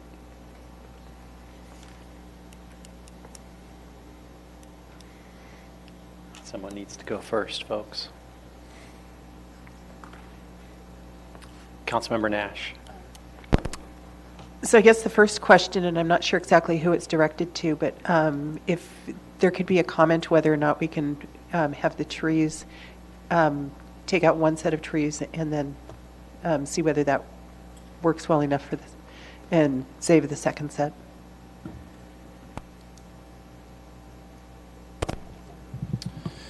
So in relation to the phased approach to removal, we did evaluate that, and the excavation required at the edge of the podium to do the waterproofing would compromise the structural integrity of the trees, and that is for all of the trees. There's a grouping of trees that is, some of the trees are right on top of the podium, and then the second grouping, which is closer to the corner of Ravenswood and El Camino Real, they're further away, but they're still within 3 times the diameter of the trunk where the proposed excavation is. And any excavation within 3 times that diameter would structurally compromise the trees. For those who don't know, let me please, it's my pleasure to introduce you to Christian Bonner, the city arborist.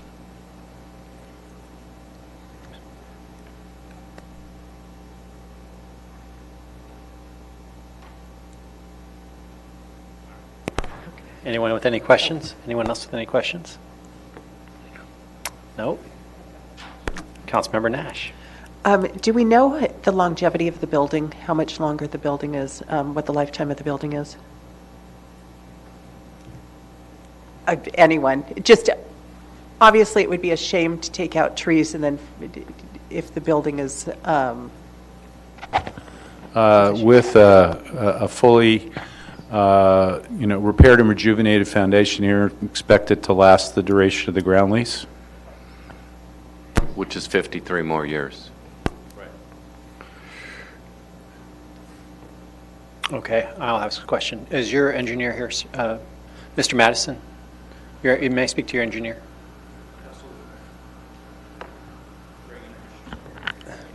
Good evening, Mr. Mayor and City Councilor. I'm Greg Wagner with KPFF. I'm Matt's structural engineer. Thank you. I'd like to ask you, sir, did you get a chance to look at options 9 and 10? I did review option 9, and I wrote a corresponding letter. I received option 10 late this afternoon and just briefly had a chance to look at it. Option 10 would appear to be the same as option 9 with just a small tweak on what would be done to support the portion of the podium that is underneath the landscaping. Okay. Do you have any, do you think you're qualified to make an estimate of what the cost of that would be, sir? No, I am not. Okay. I don't have any further questions for you. Thank you, sir. Thank you. Any other questions? Councilmember Nash. I guess, do we have a contractor who would be willing to do number 10, or is it strictly a suggestion at this, but a feasibility study at this point?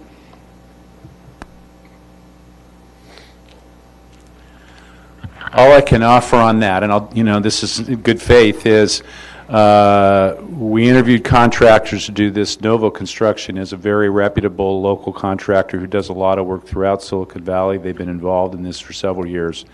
They took one look at options 7, 8, and 9 at the time, and 10 is, we were saying, is just a tweak of 9.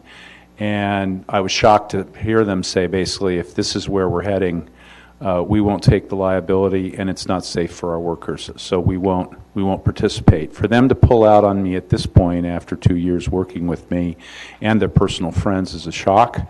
I'm going to tell you that my sense is if they're going to pull out, I'd have trouble. And it's a very busy time in the construction industry.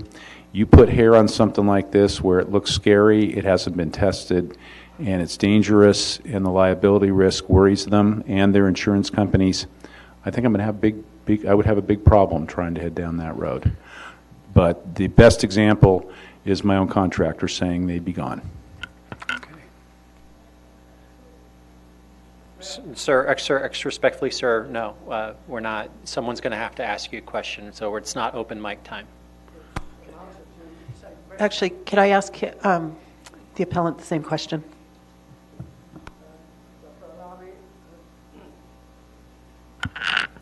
Dr. Alami assures me that he has a suggestion and some pertinent comments to this question. May I call him to answer? Yes. And I apologize, folks.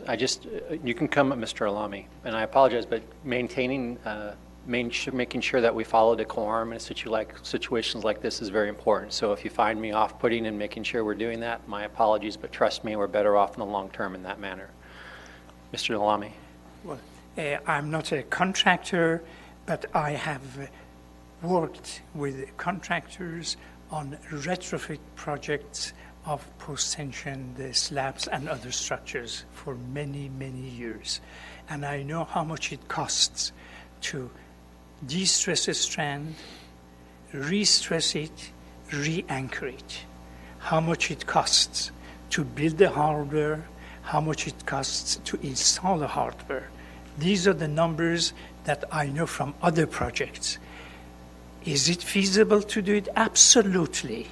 And the numbers that I came are reasonable numbers. Now, I can go over them one more time, but if I can leave them if you have already a record of them. Thank you very much. What my concern is that I believe that there actually is a great deal of liability in a construction company taking on this project. And so I'm wondering whether we actually know of someone who would be willing to assume that liability or not. Your ideas look terrific.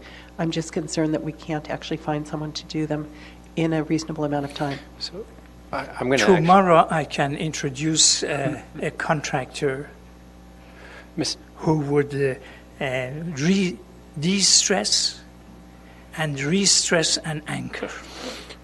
And also be within a couple of days a contractor who could build you the hardware. It is nothing unusual. I mean, for people who are in this business, this is nothing unusual. But I want to take the opportunity and say one sentence.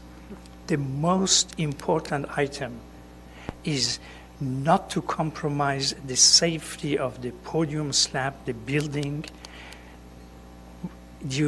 coming from deterioration of waterproofing in future. The two have to be separated. Whoever does it, that has to be done. Councilmember Combs. Yeah, just Dr. Allen, what is your response to this idea of with the option that you're proposing would require the building to be empty or for no occupants to be in there for some extended period of time?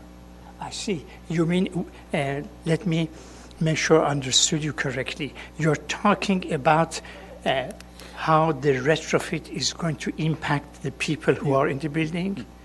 Absolutely nothing. This issue that people have to move out and there will be vacancies, absolutely not. The installation of the hardware is something that can be done during the day. The restressing each tendon wouldn't take more than half hour, and every night they can do so many of them. And restressing again takes half hour. I would say all this can be done after hours, and it will have absolutely no impact on the residents and tenancy. This is something we've done it so often before. Mr. Alami? Me. Sure. So I'm concerned about something. So we're supposed to be measuring fact of experts' opinions. And the reason why I asked the engineer, the other engineer, the question with respect to cost was because in your prior testimony this evening you said that you were not an expert in cost and it was not your expertise.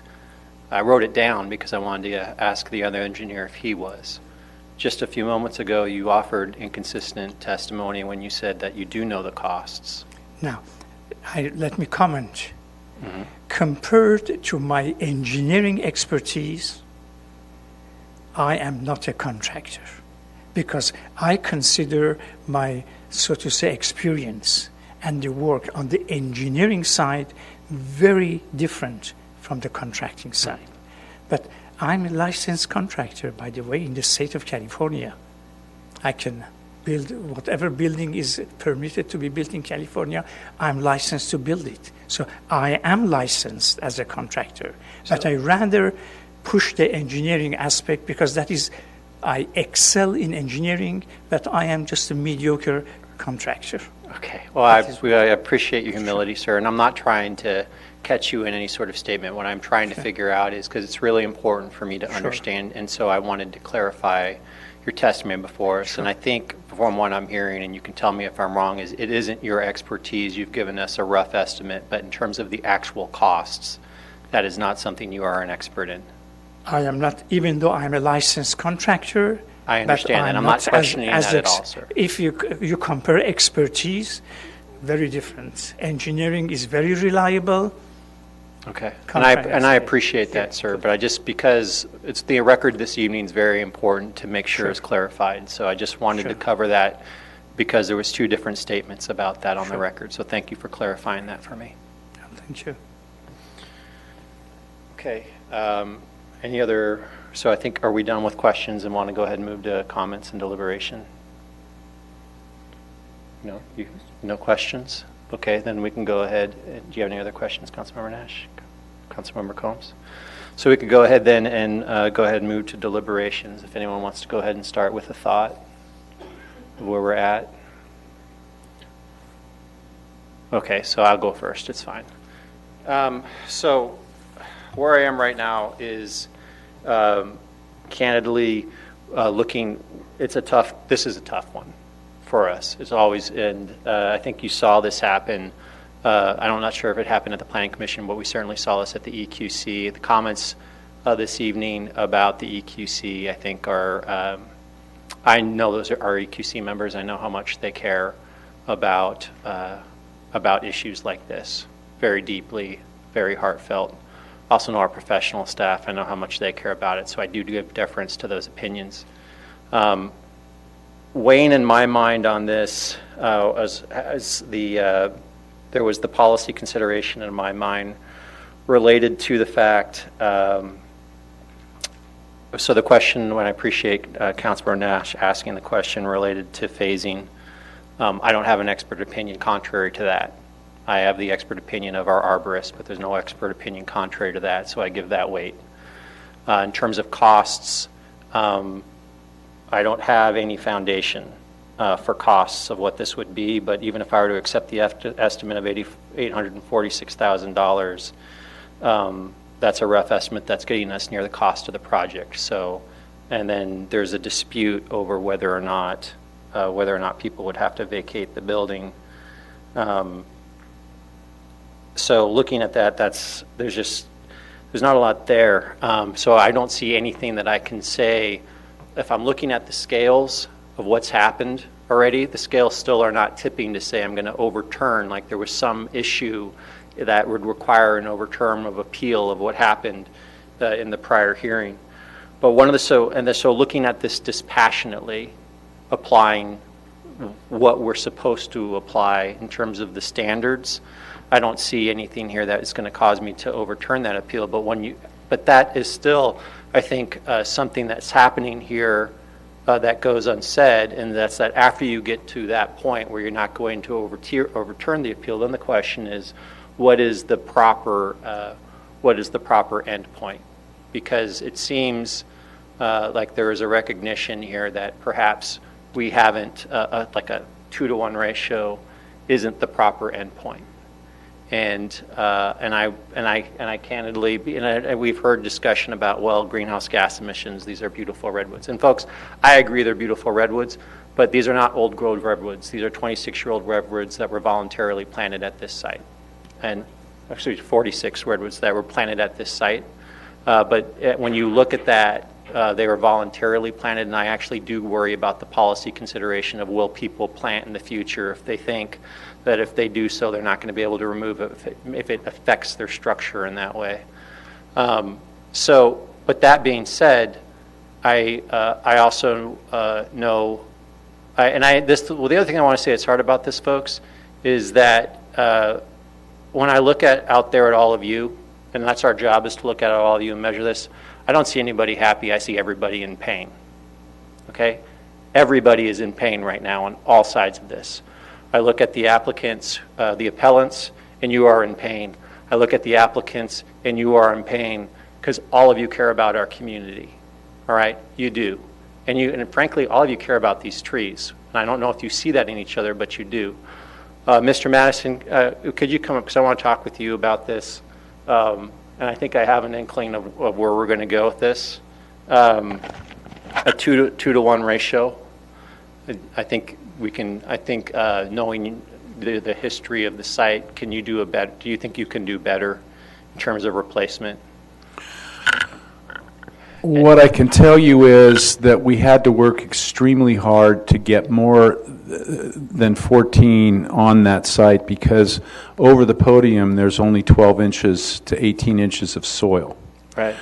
So, there's only so much of the site that's not on top of that podium. So that's where we put the trees. Let's move off the site. Okay. All right. Yeah. So we're here on Burgess Park campus. For instance, I know myself personally, there's a grove, and I've shown it to the city manager over by the library that I'd like to fence in with trees and make an area. And I also think that there's other things that we can do throughout the city. Your family invested at one time on this site with over 70 trees. It's a tremendous legacy to the city.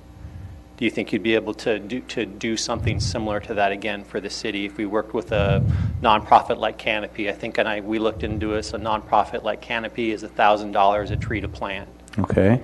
We're looking at $157,000 value worth of trees here that will be disappearing. Do you think there's something that we can do that will provide a similar legacy that's going to eat up these greenhouse gases and that people will look at and say, this was something that was amazing for the city?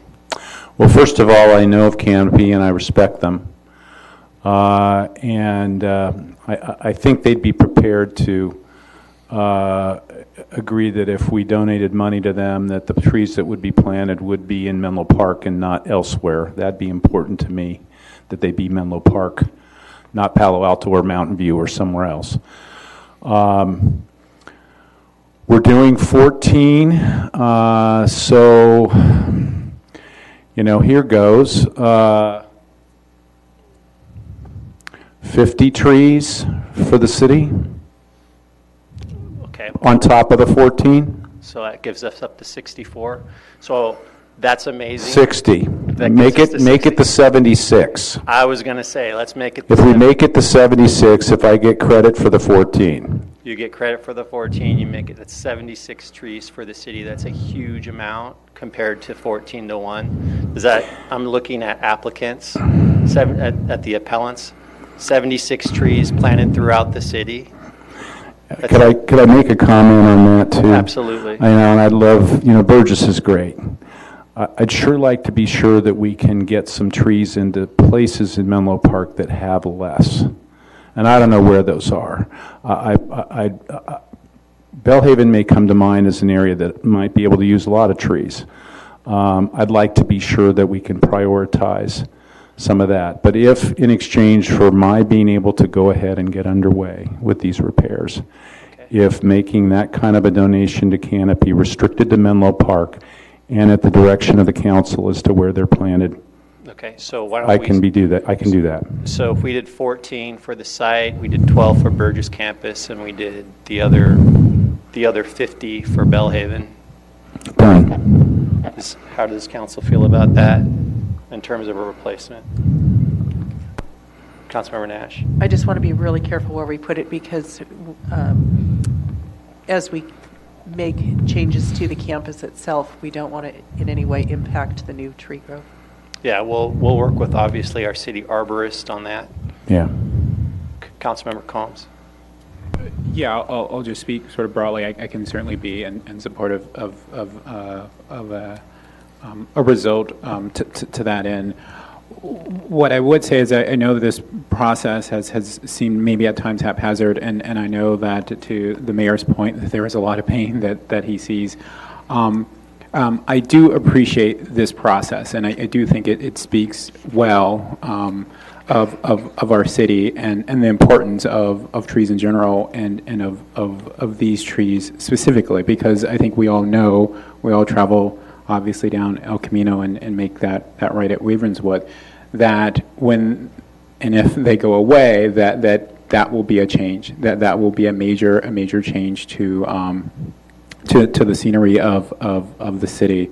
And so I appreciate that this has been a somewhat painful process. And I know that the appellants remove the request to have the $500 fee waived. That is something I would have 100% been in support of waiving, because I do think that this, having seen this matter initially at the Planning Commission and having sat in the audience when it came to the EQC, and now obviously sitting back on the dais now that it's before council, I do appreciate that this debate has grown, become more informed at each one of those parts in this process. And so to that end, I appreciate that this fight took place, because I do think it was important, and I do know that when and if this does happen, if the trees are removed, then I think we all in the community can know that that this was something that didn't happen in the middle of the night, but was vigorously debated. I will say that it is I can come to being in support of allowing for the removal, because although I completely respect Dr. Alami's time and his presentation and his letter, it seems as though we were asking for incredibly sort of novel solutions that seemed not tested and not clear that they were going to work, and that to me is a lot to sort of delay the process, ask to engage in this innovative this innovative and sort of Herculean effort that it wasn't clear was going to 100% result in the end that we all want in preserving the trees. It was just a little bit of a stretch for me, even though I completely respect your expertise in that in this field. But for me, it seems as though we were still asking for very, very Herculean efforts, and not clear that they were going to result in preserving these trees. So I just want to comment. So we're talking 76 trees. I would support the $500 fee waiver as well, but there's something that needs to be clarified, and I actually want to commend the applicants and the appellants and Dr. Alami. What we need to have happen is that this needs to go back to the EQC, not this particular project. Let me clarify myself. But what I want to go back to the EQC is the standards for alternatives, and how that process is more clearly defined. So, Mr. McClure. So actually, we're doing the whole heritage tree review right now. There's a Okay. task force that is coming up with some recommendations, and we will be bringing that forward. There may be a status report that's coming forward to the EQC and then to the City Council. Anyway, it's coming to you, but that's one of the things that they're looking Okay. at. So what's really important that's going to be necessary in that is setting out, so for instance, tonight had a very difficult, from my standpoint, very difficult around foundation of cost, one design versus another, feasibility of design, what the standard is of proof on those things, who has those. This evening, from our standard vantage point, I think it's when we didn't get there in terms of liability and things like that, but when we are talking about the fact that there is alleged risk to bodily life, for us to be making a decision in a vacuum on those things is very difficult. And so we need to have some very clear standards on all of those things. I think it'll also inform the EQC in their judgment of whose responsibility is to bring forth feasibility, what are the factors that you're supposed to be looking at. I know how hard you guys worked on that. I appreciate that very much. Hopefully this evening, I know, so here's the thing, no one's leaving happy. No one's leaving happy. We have 70, but we are getting 76 more trees for the city, which is a huge amount when we're losing 7. That is a huge amount. I think if you were to do the net, the greenhouse gas reduction is actually a net positive for the city there. So to the appellants, be commended in that. To the applicant, thank you. Your family's heritage is definitely well preserved in this process. So with that, did anyone else? Councilmember Nash. So I just want to say I've been following this issue since December when I first heard of the decision to cut down the 7 beautiful, healthy redwood trees. And it's sort of absurd that we have to be choosing between parking and 35-year-old iconic redwood trees. Unfortunately, I think that's where we are. I wish that this process had started earlier. We've known, apparently, there's been an issue with the garage with the platform since 2014, and anyway. So it would have been great had we had more time to actually come to a better solution. At this point, I think that there is a big liability issue, and we just, it's really a shame. I would like to see if we could have the harvested, assuming that we make this decision, that we could retain the harvested tree and keep it in Menlo Park and have it be crafted into art or furniture or something for the... Mr. Madison, Go ahead. Please.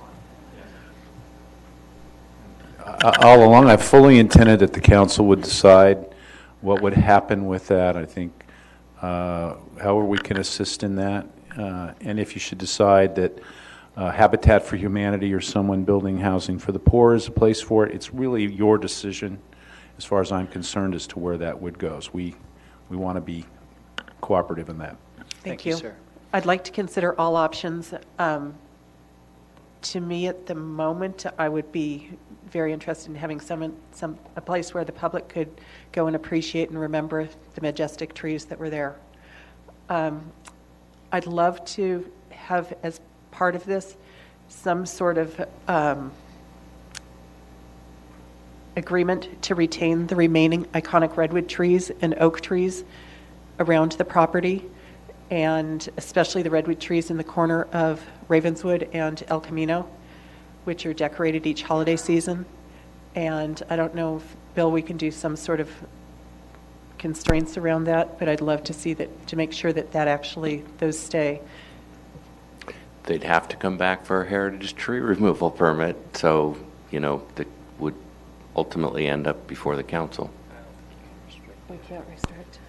Not because there's a liability issue. And then I guess I really hope that we can make the new tree ordinance, heritage tree ordinance, protect the urban tree canopy, and encourage people to plant more trees and various types of appropriate trees. One of my concerns about this was that it could inhibit people from planting trees in the future, and I very much want to encourage that. Thank you. All right, so Cecilia, sorry, Mayor Pro Tem Taylor. Thank you. And thank you, Mayor Mueller, for your leadership. This was, I understand that you're upset, Judy, and I appreciate you and Jen and the rest of the community that stood up for something that you believed in. And it didn't turn out the way that you wanted, but something is being returned back to the Menlo Park community. And thank you for your generous contribution, not just for one area of Menlo Park, but throughout the city. And I appreciate the process, just like Councilmember Combs says. Thank you. Okay, with that, let's go ahead and I need a motion and a second. And well, you better give us what you know the general parameters, but if you want to go ahead and clarify what the motion is, Mr. McClure. So if I'm understanding the kind of wish of the council, it would be a motion to deny the appeal, approve the removal of the 7 heritage redwood trees in accordance with the prior action of the EQC. With the following additional conditions. First condition be that the applicant agrees to make a contribution to canopy for the amount of, I think it's $1,000 a tree, but it would be for the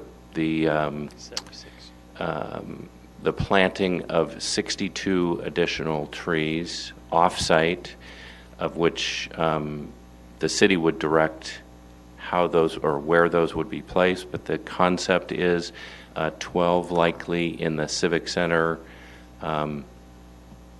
area and 50 in the Bellhaven neighborhood.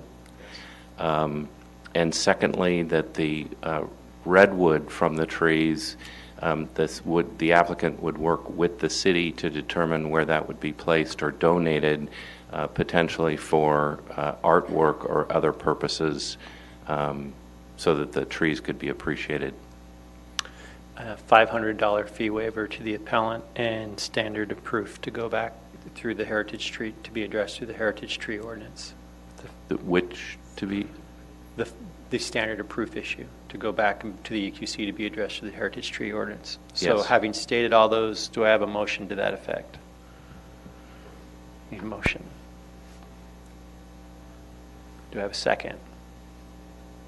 I need someone just to hit the second button, guys. Okay, let's vote.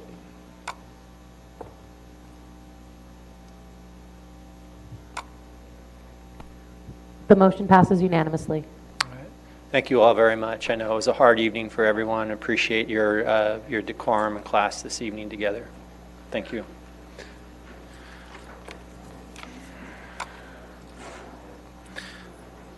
So we're going to go ahead and give 5 minutes for people to clear chambers, and then we'll move.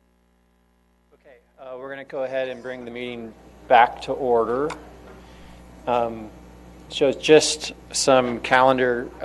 We have a study session still to conduct this evening, and so because of that, I'm going to go ahead and, if it's okay with my colleagues, say we're going to go ahead and continue F2. And I wanted to do that now, so if people are here, that's the transportation master plan item to our next meeting. Because I have a feeling by the time we get to that, we are all going to be what I like to call Charlie Brown mode. So where you just hear the noise, but you can't hear what people actually speak. So F2, we're going to be moving at this time. And then it's very possible after the end of the study session we'll also be moving F3, but we'll see if we can go ahead and get there. So at this time we're going to go ahead. Is that agreement with everyone? Everyone's good with continuing F2? Yeah. Yeah, we are. So right now we're going to take public comment. And I don't have my magic language for public comment, so we're going to give you 3 minutes to go ahead and give us public comment at this time. If anyone has general public comment on an item not on the agenda. Oh, sorry, you're right. Thank you. All right, we don't have public comment this evening because it's a special meeting. So we're going to go ahead and move to our study session.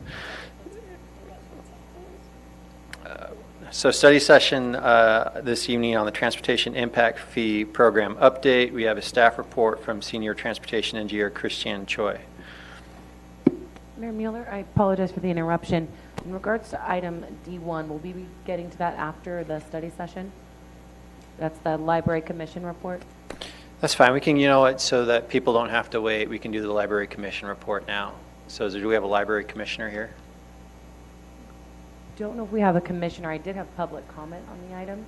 We will But take- if the commissioner is not here, we can push it to the 21st. Why don't we push it to the 21st, Okay. if that's okay with the public commenter? Yeah, it looks like it. We got, yes, great. So we'll move that to the 21st, and we will now proceed with item S, study session, SS1, study session on the Transportation Impact Fee Program update.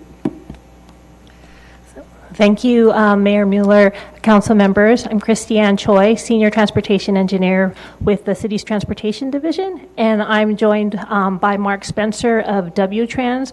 They are our consultant on the Transportation Impact Fee update, and Mark will be giving a presentation about the TIF program update, about the purpose of the TIF, why we're doing this update, and how we're going to be going about the update.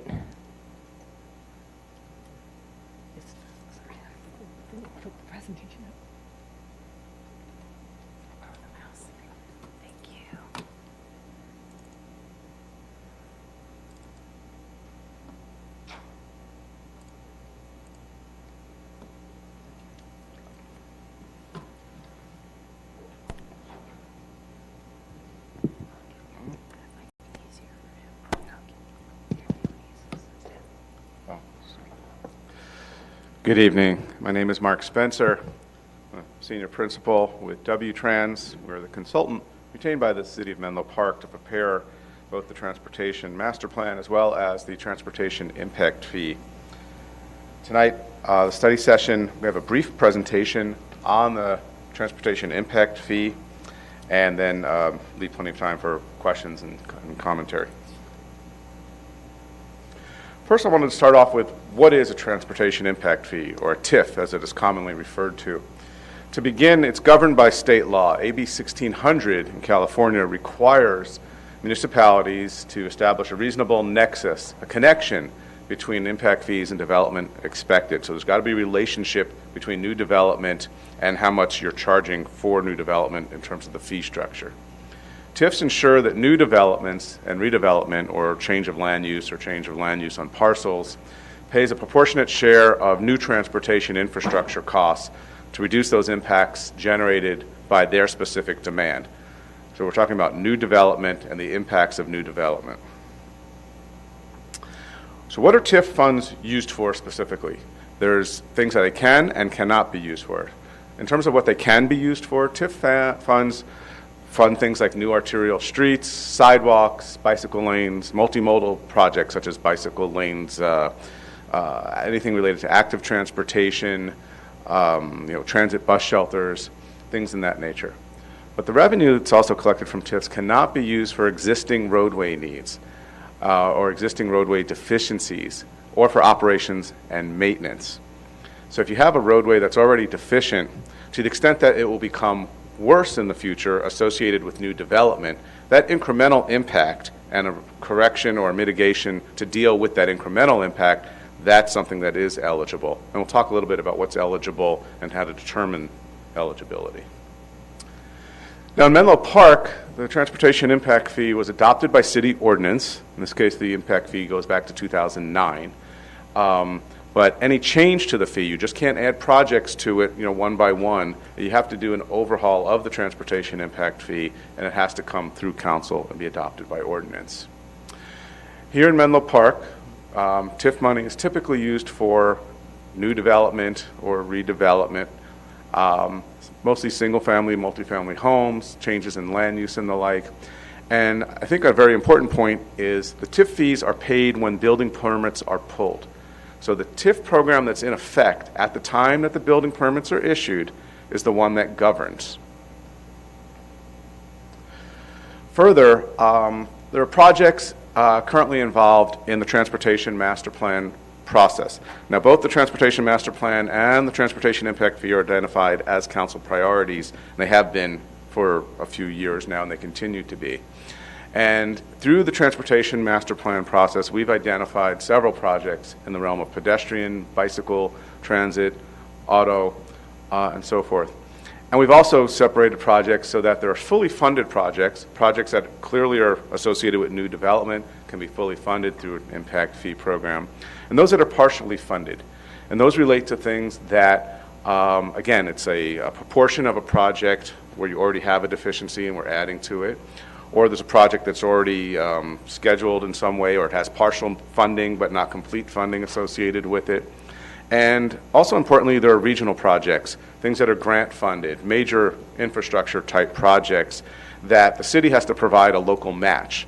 Currently that's 12%, and the transportation impact fee can be used to provide that city match. And we have a series of questions that we'll be asking that are in the staff report that we'll be asking council to provide direction to the project team. One of them has to do with that regional match percentage and whether that's appropriate.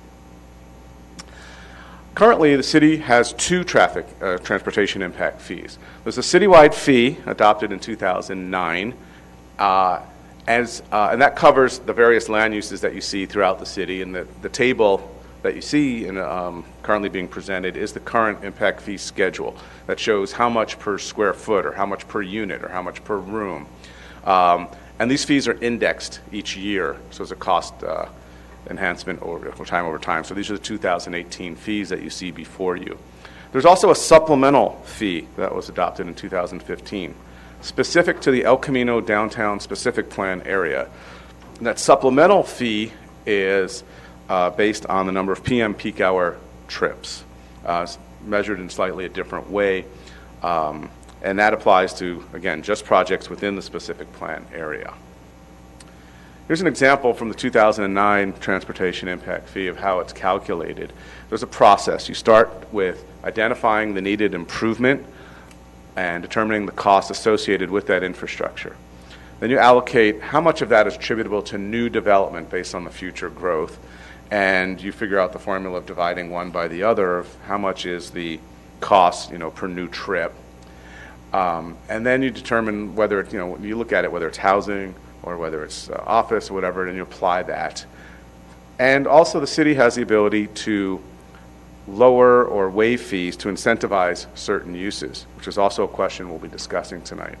In 2009, there was about $40 million in improvements that were identified at that time. Of that, 75% was of the issue, or in fact was attributable to existing trips already on the road. And 25% was associated with new future development based on the general plan at that time. In today's dollars, that came out to an impact fee of $3,300 per new residential unit, or $4.87 per square foot of new office. In terms of the TIF reductions and credits, if you calculate a TIF and it's based on, say, a per trip basis, certain land uses generate more trips than others on a peak hour basis. So for example, things like restaurants or retail are high generators on a per square foot basis, or high during certain peak hours. But if the city wants to incentivize or encourage that type of development, and in 2009, as we were in the recession at that point, there was a desire to encourage that type of development and bring it to Menlo Park, then there was a reduction of the fee that was applied to that as a way of encouraging that type of development. Other reduced rates were set for childcare, for example. There's also the ability to have credits applied, not just reductions. So credits for existing use on the site. So when you have the redevelopment of a parcel, changing one land use to another, you look at what the former use was and what its activity level was. Or when new development constructs a certain improvement, let's say they improve an intersection, and they spend whatever it is, $500,000 to improve an intersection. If there are TIF fees based on their number of trips, was $500,000. They would get a credit applied to that if they fully funded a project that was already on the TIF list. So there's ways to have credits applied as well as reductions. In our process where we are right now, we are currently in the process of projecting the growth in trips. That's based on Connect Menlo and the forecast that was done through 2040 for the new general plan. Estimating through the Transportation Master Plan the project costs, as well as the TIF eligibility, which ones are partially funded or fully funded already, which are regional projects, which are going to be new projects, and splitting those up into the eligibility criteria and assigning percentages to those projects. And through that, establishing what the maximum TIF fee would be, and then applying the direction we get tonight on whether there should be reductions or credits or other factors to consider.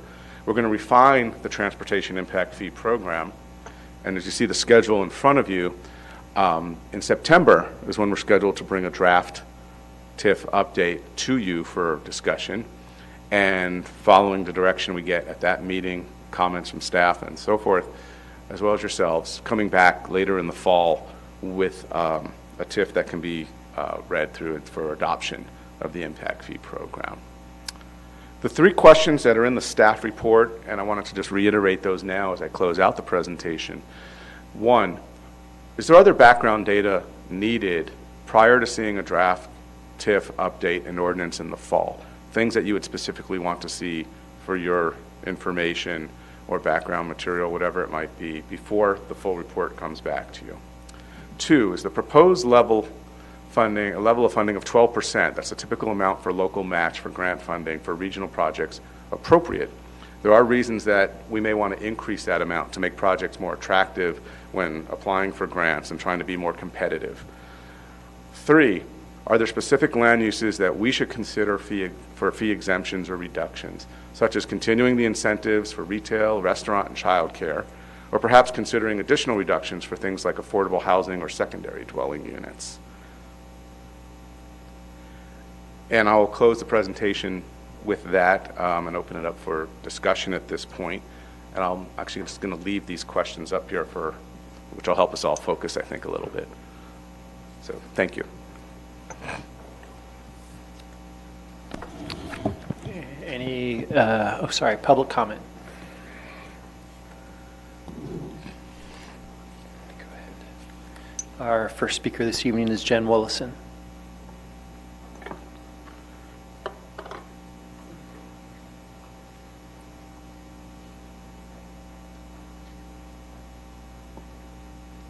Good evening, Council. My name is Jen Wallace, and I am on the Master Plan, Transportation Master Plan of, I'm speaking for myself. So I just have a question about, within the TIF, I opened up the 2009 TIF report that kind of tells us what we are mitigating for, like how we decide what we're mitigating for. And it looks like it uses level of service with the TIF, which is how much of delay cars have on the intersections to decide what we are spending, what we're getting the TIF money for and what we're going to spend it on. And I know that in 2020, in about a year, California is moving away from level of service to vehicle miles traveled. So my question for you to potentially ask staff and the consultant is, because I know it's not on the menu of what you're supposed to be discussing, but when you're looking at the TIF, is level of service the best measurement? If our goal is to reduce single occupancy vehicle trips, to address our climate change resolution, and to promote safety and multimodal transit, is that really the appropriate measurement to use in TIF? Thank you.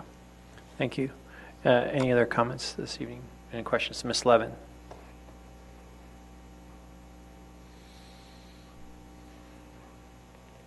Sorry, our next speaker is Adina Levin. Thank you very much, Adina Levin. I'm also have been serving on the Transportation Master Plan Oversight and Outreach Committee, and a couple comments. First of all, I'm really glad to see that the city is updating this program, because the Transportation Master Plan has really identified some good priorities and projects updated from a much older list, and this will enable the development fees to go towards the projects that we want to improve congestion relief, safety, environmental sustainability, and so on in our community. So thank you for doing this. One item with the questions for the City Council was about potentially reducing the fees for, I think it was affordable housing and retail, if I'm remembering right, and those seemed like good recommendations to do, having, and maybe there was something on ADUs, and those are good recommendations. These are things that we want to encourage more of in our community, and fees that are onerous for a nonprofit developer or a homeowner that wants to add a granny unit, keeping those low help to create those affordable housing types that we need in our community. And lastly, I wanted to build on what Jen Willison has just said in terms of questioning the use of level of service as a metric, because level of service can lead to some projects that we want, like light timing projects that make cars go smoothly, but they can also encourage adoption of projects that would widen a roadway, like widening Willow Road instead of making it a more neighborhoodly street, where we get cars off the road with more bus and rail and walking and biking.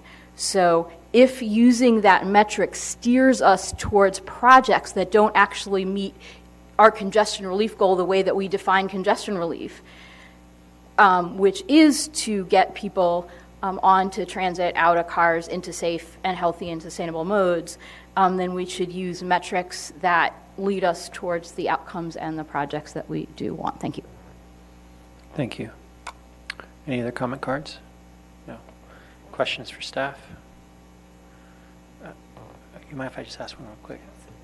On this issue, sir, of level of service versus vehicle miles traveled, the calculation of a TIF, and I'm going to just be as candid as possible.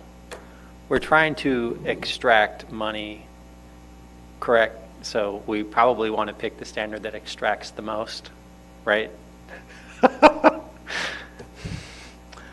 Candidly.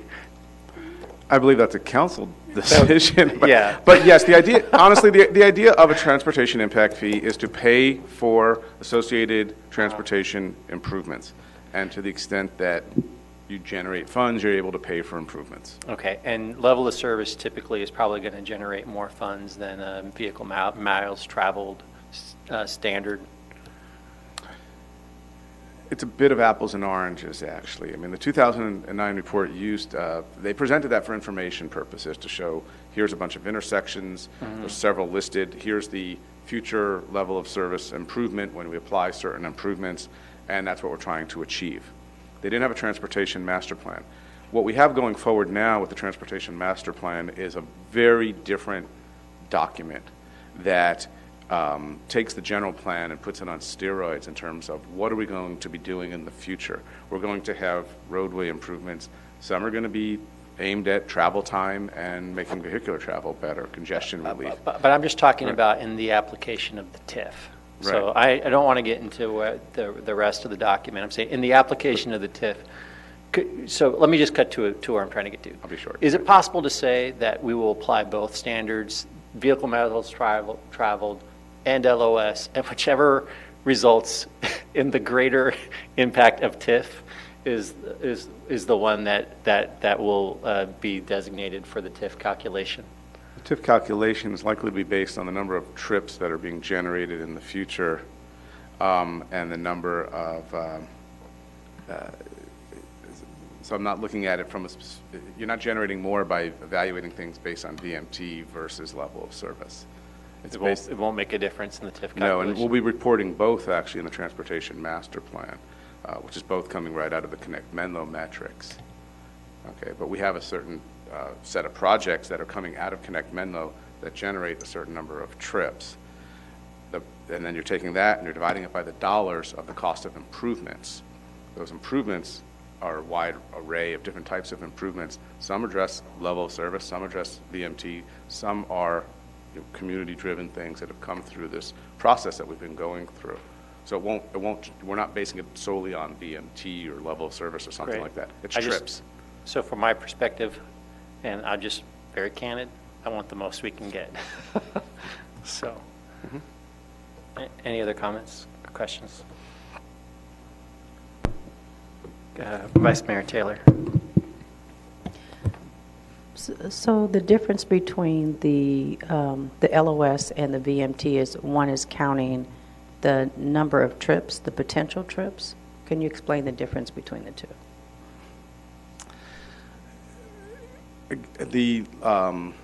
Neither is actually counting the number of trips. The number of trips is really looking at the land use, the future land use in the general plan of different, all the different kinds of land uses, and saying how many trips are those generating on a daily basis or on a peak hour basis. You can then take that through the network throughout the city and say, well, what are the changes in vehicle miles traveled based on what's happening with the kind of land use that we have? Are we having more job housing balance? Are we having less? How many trips are originating either within or outside of Menlo Park? That's a VMT calculation that's in Connect Menlo. Level of service is specific to either a roadway or an intersection of its operation, how much delay there is at a location by location. But the impact fee is going to be based on those total number of trips. And you can use those trips to then evaluate level of service or VMT as another type of metric and measure, but it won't impact the fee calculation. So it's just an evaluation of transportation. Will it affect which projects are funded? Ultimately, that's what we've been going through with the TMP OOC, is taking that list of projects that we have, and then if you look at the prioritization criteria and how those are being evaluated, several of those have an effect of active transportation, reducing VMT. Others are congestion relief and maybe more aimed at that. Excuse me. Is there any correlation whether we get VMT or LOS and which projects are funded, or are they separate? The decision as to which projects get funded and make it into the final list in the TMP is based on those either VMT or LOS or other types of metrics and the prioritization criteria. Let me try it a different way. So we have it, let's say we're done with the TMP. We have a list of projects. We have the TIF. A developer comes in. Does it depend which anyway? Yeah, so Nikki Nagaya, Assistant Public Works Director. So I think one thing that we want to kind of take a step back and look at when we're thinking about the metric that we're talking about in terms of LOS or VMT is the overall TIF and TMP schedule and scope. And so you may remember earlier this year when we brought forward an amendment to W-Trans contract to kind of shape the scope and the timeline for the project. We took the project list from the Transportation Master Plan and initiated the transportation impact fee cost estimates earlier in the process than what we would have done otherwise. So I'll say in a perfect world, we would have gone fully through the TMP, had the finalized project list, and then we would have started this work. But we wanted to make sure that the fee program was in place as soon as possible, and so brought that list forward. So the list of projects, the scope of what the TIF can fund would not change regardless of whether we use VMT or level of service in the analysis as part of the Nexus study that Mark's describing.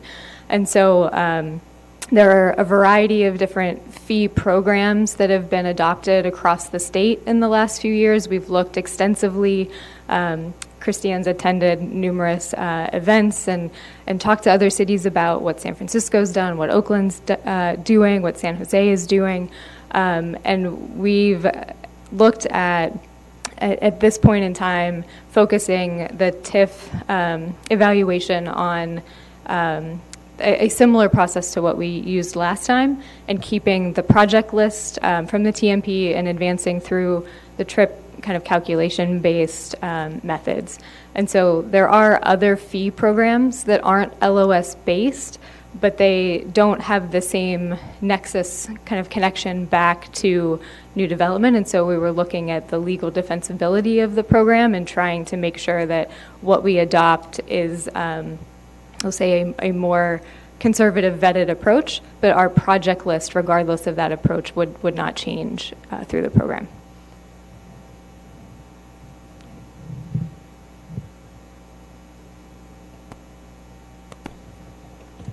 Any more questions? Yep, Council, okay. Councilmember Combs. Yeah. So a fairly basic question. In the current state of the TIF that's in place, the fees collected there go into the general fund, or where do those fees go? Do they? How are we sort of specifically targeting projects with regards to the current state, and how does that change with regards to the TMP coming online? And I apologize if that's an incredibly basic question. Which one was that? This one. Yeah, so the transportation impact fees that we collect, they go into a specific fund just for transportation impact fee projects. So they can only be used for projects that were identified in the previous program in 2009. So when we go to adopt a new fee program, it would supersede that previous program, and the projects that are listed in the new program, which are the ones that we have identified in the TMP, would be the ones that we would be funding.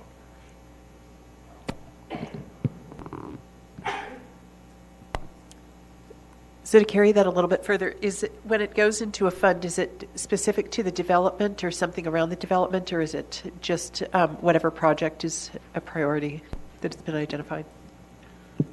It actually goes through the priority of what the city's needs are overall. So a developer can pay a transportation impact fee for a project in one place of the city, but the next improvement through the tier one list might be somewhere else, for example, or whatever the staff determines is priority at that time. And then it has to go through more analysis and also council approval. So another question. There's a supplemental TIF for the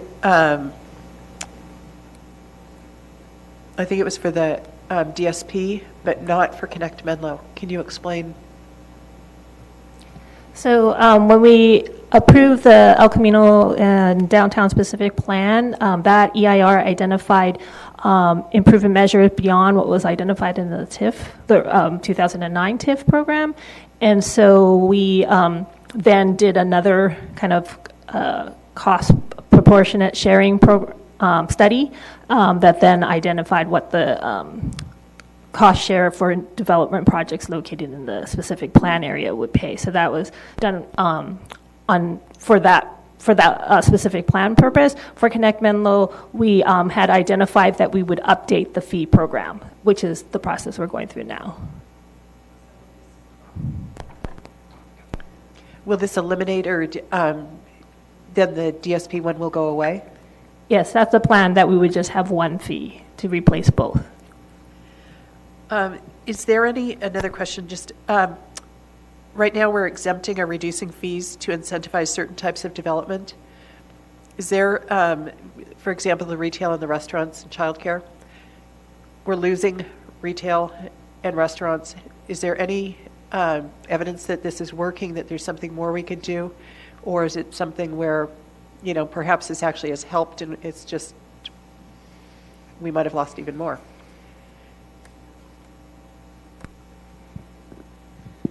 Yeah, so I think that's probably a question that's beyond the scope of just the impact fee program, but I would say that the fee reductions, my kind of best answer tonight is that it hasn't hurt in trying to incentivize those uses, but we could certainly check in with folks from the economic development side, division in the city, and then bring back some additional information about what they're hearing in terms of retail incentives and other information. Honestly, I'm not sure it's worth that much effort. Okay. It was more just curiosity. And did I see that we were actually incentivizing office? In that we had the office I don't have it right in front of me, but there was, the office was, compared to other cities, our office was the same.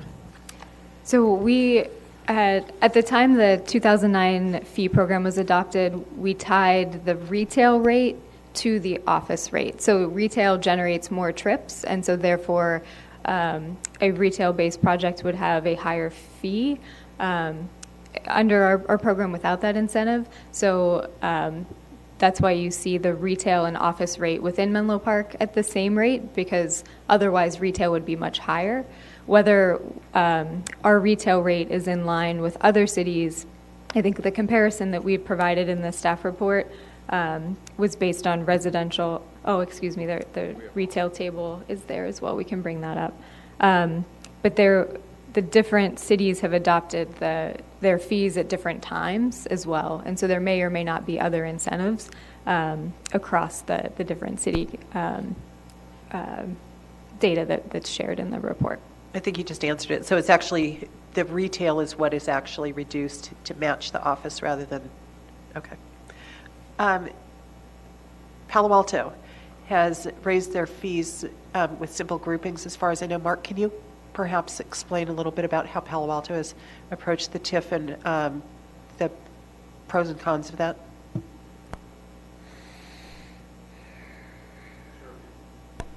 I'll share with you a bit of what I know about Palo Alto, and I think they've recently gone through an update and adoption process.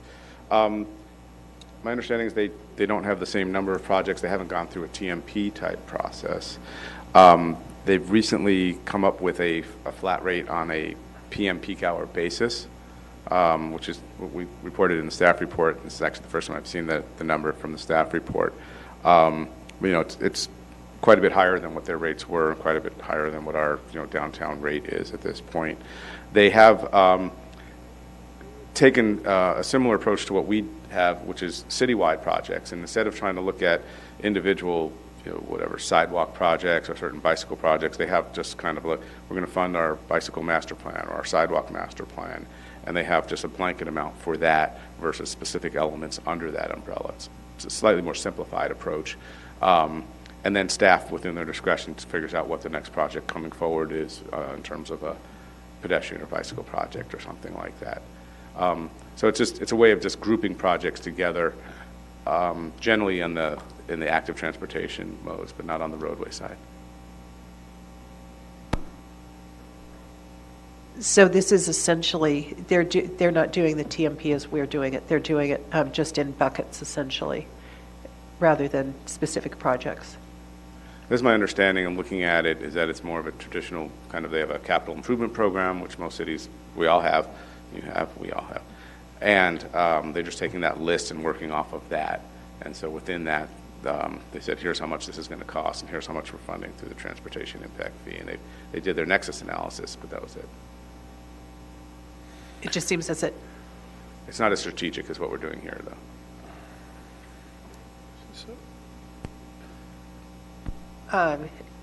No, but it also probably got done much more quickly.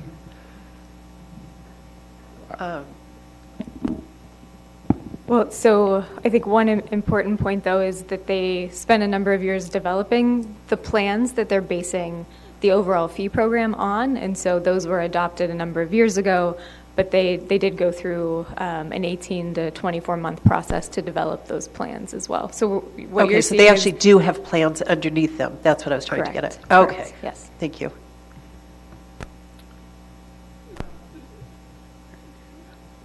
So in a post development agreement world where we may be heading, TIF becomes very important, right? In a post-development agreement world where density comes down from a state preemption mandate, TIF is huge because it's the only way that we're going to get the money to aggregate, to make improvements necessary. So in looking at these TIFs, I actually lean toward so when will we be approving our TIF? When will this actually come before us for approval? Because we could have a very good idea of what the world's going to look like in short order, and that is going to very candidly affect what TIF I want to pick. Currently, the schedule shows us coming back to council with the draft program in September, and then following up with the document for approval, first reading, as soon as October. In a state preemption world, I'm probably looking at more like a Los Gatos type TIF situation. And in a non-state preemption world, maybe a different one, but I think it's going to be the only way that we can fill, without development agreements, how else are we going to fill our funds to make the infrastructure improvements necessary? So those are my comments on that. I have a question. First, just thinking about the amount of development that's on the bay side of Menlo Park, and the fact that very little has been done in certain areas around circulation. So, and then looking at the list. So I know you said earlier that the TIF would be related to what's needed at Menlo Park as a whole. Is there a way to prioritize areas that have more of a need, an immediate need? Speaking specifically, access in and out of some areas like Newbridge and Willow, which I see part of it on here, but it's more focusing from Bayfront to Willow. I mean, from Bayfront to Newbridge. I know that was a long question. It's after 10. Yeah, I'm going to ask Christiane to chime in here in a second. This might actually be part of the latter presentation. But I know you attended several of our OOC meetings early on and expressed this, these concerns, and also how we're going to go through this prioritization process. Where we are currently is that there's projects that are divided into Tier 1 and Tier 2 projects. And in order to get to that Tier 1 list, you have to check off certain boxes and show that there's the most need. It's not, and again, several of those projects are addressing things that are like, neighborhood access related and things along Bayfront and Willow and concentrated in that area. There are projects that are also citywide projects. And so that's where we are at this point in the TMP process. So when you look at that list, you'll see where the highest priorities are citywide and the ones that have sort of the most bang for the buck. I don't know what else I could tell you at this point in terms of what those are. With the updated list is in the presentation, I think, later. Yeah, so we would expect that the TMP prioritization would help to guide what projects would be prioritized first for funding. We had some draft lists of top priority projects in the item that's being continued, but that still could be refined as we go further into the community outreach process as well. So is that the best way to prioritize Newbridge and Willow? Yeah, so that's kind of our plan, is we would be using the TMP priority to help us determine what should be funded, and obviously that would still be up to the council to decide as well. And then also, so how do you prioritize areas that have large amounts of development? Because I would think that would be on the priority list. Considering you have, 70,000 cars crossing Dumbarton Bridge, you have, 25,000 employees plus around 8,000 residents, all in one area at 7:30 in the morning every day. Right, and I think, so the fee program scope is meant to determine what improvements are funded by the fees, as well as establishing the connection between those improvements and new development. So right now, there's not a framework for prioritizing those projects specifically within the fee program. If that's something that the council wants to consider, we could certainly look at whether other cities have done anything like that in a citywide fee program and trying to direct revenues towards particular geographic areas. But I think the way we've typically approached it is that the city's capital improvement program and prioritization process would be the best way for the council to express those priorities on an annual basis. And then you can consider development that's occurring and make sure that the investments being made through the CIP program each year reflect the council's current goals and priorities. And so if you want to consider something different, we could certainly take that feedback through the fee program. We can take that feedback through the TMP prioritization strategy item that we'll bring back to you at a future date, or in some other mechanism. But I think our approach to date has been that the prioritization strategy and the CIP process are the best places for the council to make those priority decisions, as opposed to within the structure of the fee program itself. What would happen sooner? I mean, doing the fee structure or putting it on as a CIP? Really, it's not a schedule difference. It's just a expression of council policy and priority of what's next on the list. Okay. So regardless of whether there's a fee program element that drives that policy discussion, or if it's a CIP prioritization discussion each year, we would still be bringing projects forward as part of the CIP. So we'd expect they would end up in the CIP as well. Okay, thank you. Is everyone cool with the continuing item F3? I think we're still going to be going on this a while. So Mr. Vaqueros, if you're waiting for F3, I think that's been continued. All right, let's go ahead and keep going. Councilmember Combs. Yeah, just sort of a quick question, sort of following up on the Vice Mayor's threat. So in the current TIF situation, there is this, essentially was this follow-on with respect to the downtown specific plan, right? Because then there were specific additional projects identified through that. So could we not, as part of this effort, have like essentially a scenario where we create the broader sort of projects, but then also sort of have this specific industry grouping of projects that relate to a specific area of the city, you know, I mean, sort of the Bayside or Bayfront area.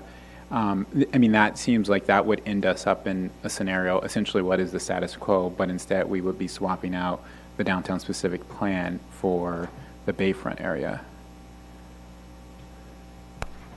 Yeah, I think that's certainly something we could consider. The one element that is a little bit different in terms of the downtown specific plan supplemental fee is that only properties within the plan area pay that fee. And so we've taken the approach of trying to establish one fee for all development within the city, whether you're in the Bayfront area or a different zoning district in Sharon Heights or kind of anywhere across the city. So the way the fees are then used, I think, is the what I was hearing in terms of the goal.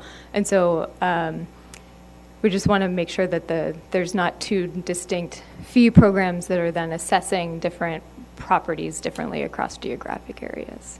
So I think that's something that we could certainly explore and bring back as part of our future item update, are ways to incorporate prioritization of investing in infrastructure closest to the development areas, if that's the desire of the council. No, totally fair, and I'm not saying that that's the desire. I tend to desire what's simple, what's most simple and easy and straightforward. But I did want to sort of get to what I think the Vice Mayor was getting at was this idea that a lot of these sort of development fees will likely come from, or some not insignificant percentage will come from a specific area of the city, and just some sense that that it would make sense that a lot of them would flow back to that, especially if there is this idea that maybe that area of the city hasn't gotten as much attention with regards to transportation projects, certainly not commensurate with the amount of development or TIF fees that have been generated. And so again, like I would say that I would only, I would prefer simple, and I see what you're trying to accomplish, and would support that. But I do think what the Vice Mayor was was speaking of as a valid concern. So I just want to pipe in just one little piece, and that is, if we're going to, the normal study is to just establish the fee program and the calculation of the fee and not try to establish any prioritization or of how the money is going to be spent. And if we go in that direction, my fear is that it will slow the process down and we won't get the fee in place as quickly if we do the normal, simple, and then what is really important is for the council to then take up the priority discussion as to how the money is going to be spent as it is coming in. And that's an important discussion as part of the TMP process, as part of the capital improvement process. As you know, money is already there and how it should be spent, and future money, and you just need to prioritize that discussion so that it's spent where you want it to be spent. But to get the fee structure in place, adopted, and have the money coming in as quickly as possible. Yeah, I mean, so we could do two things instead of one. So instead of trying to get incorporated and making it rigid in the TIF, we could go ahead and do the TIF, but then adopt a policy on top, adopt a separate policy, which would be more nimble, could be adjusted over time. Correct, and that is part of the TMP process, as I understand it. And so it's folding that in. Mm-hmm. I mean, you're not going to be. You can't spend none of the money will be spent, of the TIF fees will be spent without council approval. Right. So you're going to determine how and where and when the money is spent, either following adoption of the actual TMP and how you prioritize things in the TMP, or through the capital improvement plan. If for some reason the TMP gets delayed, mm-hmm. and you have money and there's a project and you want to do it, you can go ahead and do it. Right. Councilmember Nash. I just want to point out that staffing is also a huge issue in addition to the availability of money and just how we allocate the staffing. I wanted to go back to one of the comments about the 12% and whether that's appropriate. How do we think about that? So I'll start. With respect to the 12%, typically with grant-funded projects, when you're talking about what's the city's contribution to something like a Bayfront Expressway improvement plan, or Dumbarton, or interchange improvements, or grade separations, typically the local match, that minimum local match that's required is 12%. So, the project, whatever it costs, you have to put up. Now, if through the grant application, the city says, you know what, we would put up 15% or 20% because this is really important to us, it helps with higher scores on the grant application. It gets them looked upon more favorably, so a chance that it actually makes it and gets it funded. The inverse could be true too if you drop the number. So you can use the TIF money to help fund the city's contribution towards that. It doesn't mean it's limited to 12%, but you could say, hey, the TIF would contribute, the 12% minimum match, and then you can decide what else perhaps to put in, or the TIF could be higher if you want. So does this have anything to do with how much TIF money is collected, or is this strictly on the outflow side, expenditures? It does, because one of the calculations we're going to have to include when you're talking about some of the large regional projects is, okay, if the city's applying, say, 12% of $10 million project, or $50 million project or something, that rolls into the TIF, and the total TIF amount will be adjusted based on what the anticipated contribution might be. So what is the downside of increasing the contribution amount? Your total TIF amount that you're trying to fund goes up, which means that your total transportation impact fee per trip, if it's a per trip basis, will also increase. That might not be bad, but it just recognizes that it just increases the transportation impact fee amount going forward. Yeah, and I think one more item that we wanted to keep in mind is that these are all public documents. And so if we're committing a certain amount towards a local match for a regional improvement, we did not want somebody to be able to point back and say, in the TIF program, you committed to, 20% city contribution towards, a future interchange project or a major infrastructure investment, which may be, hundreds of millions of dollars, and us not wanting to spend all of the TIF funds in that particular project. And so making sure that where we wanted to leverage the TIF program and other city resources to apply for grants, whether federal, state, regional, and try to leverage those funds as best as possible without the city footing the bill for what would be otherwise a regional improvement is something we were trying to balance.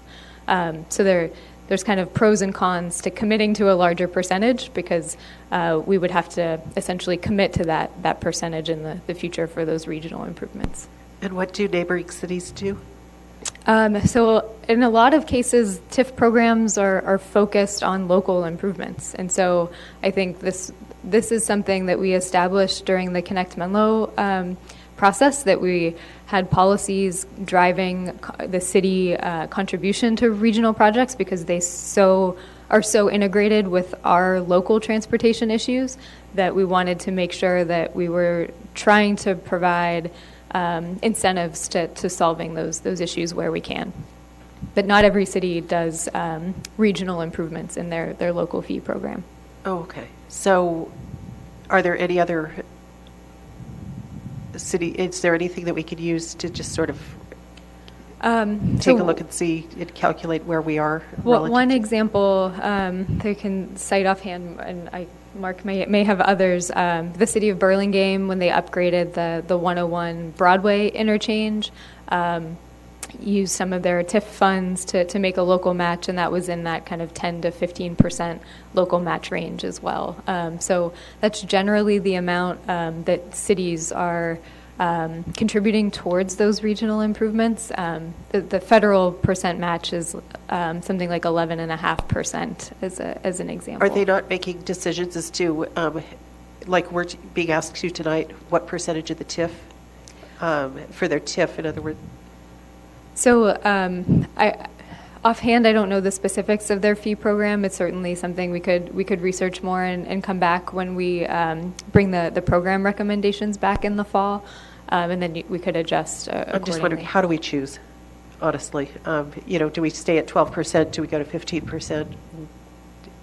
So I don't have a clue how to make that choice. Our best advice at this point would be the 12% range, based on the federal grant requirements for the city or local match contribution, and not wanting to commit kind of much higher than that at this point in time. But yeah, if there's a desire to see more data from other cities, we could certainly. I mean, if you recommend just staying at the same amount, I don't know that it's sort of up to you whether it's worth the effort or not.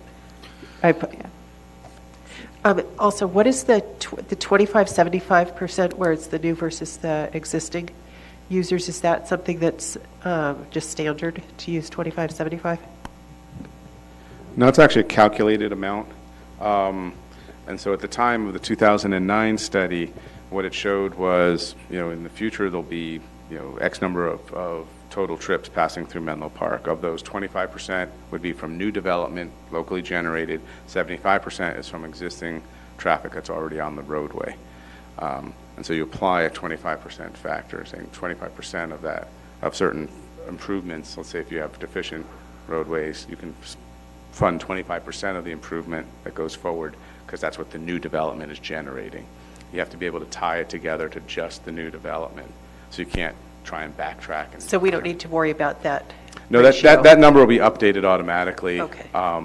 As part of the whatever comes out of the Connect Menlo trip analysis. And then I had someone ask me whether or not, like, building basements is something that would go into the TIF, because that creates a lot more truck trips and things like that. Any thoughts? Right now, we just use square footage, so I mean, whether it's a basement or second floor, it's all equal. But for a residential unit, so like a single-family home, if you're adding a basement, unless you're subdividing or adding a unit to your property, you wouldn't be subject to the TIF. So an accessory dwelling unit, there's a fee that's assessed, but unless you're adding a unit to your property, otherwise there's no additional fee for a basement use in a single-family residential property. So building a new home with a basement versus building a new home without a basement is nothing to worry about. I mean, that's nothing that we need to consider at this point. Not in the fee program, correct. So I'm going to just go ahead, questions for City Council, 1, 2, 3. So question 2, I'm fine based on your recommendation. And honestly, question 1 and 3 is pending the state preemption legislation, because it's a whole one, the world is very different in one scenario versus the other. So, so probably should have a best recommendation for us based on what you would think. Professional staff recommendation based on what that world looks like at that time. So you guys will have to deal with those needs. Okay, go ahead. Anyone else have questions for 1, 2, and 3? Any answers on 1, 2, and 3 for them? Councilmember Nash? Well, I guess just on number 3, I would agree with all the uses that you have there, that would make sense to have a fee exemption or reduction. Okay. Mayor Pro Tem Taylor? Thank you. I agree with number 3, with the exemptions that you have listed on here. And staff suggests to have, on number 2, to have 12%. And as far as background, well, you know what area, that background that I'm interested in. Thank you. Councilmember Combs, anything to add? Nope. Okay, I think we're done. Thank you, guys. And on that, we're going to go ahead. And is there a city manager's report this evening? No, Mr. Mayor. We do have a comment on item G4, an info item.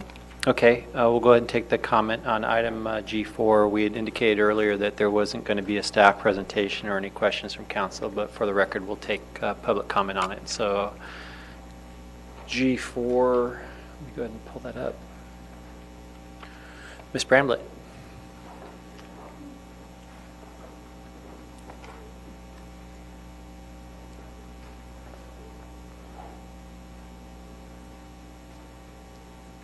Good evening.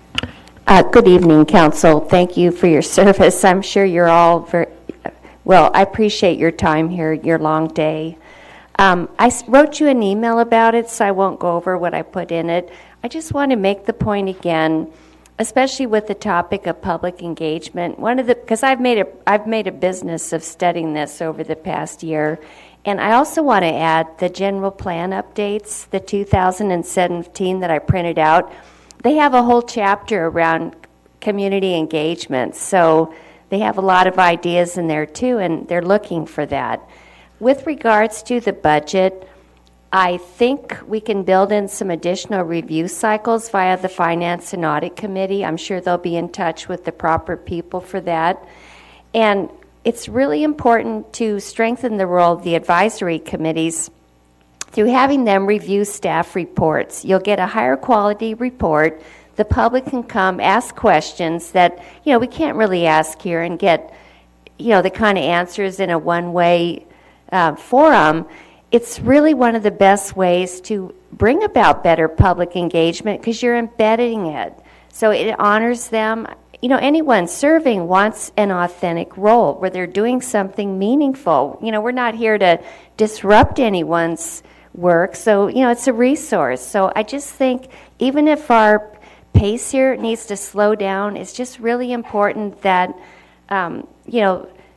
they look at these reports. So I look forward to seeing it because I like to attend those meetings, but the same thing for the other commissions. So thank you. Thank you, Ms. Bramlett. Okay, so now on to city manager's report. Do we have a city manager's report? Nope. Council member reports. Anyone have anything to report? Nope, doesn't look like it. Meeting's adjourned. Great work, everyone.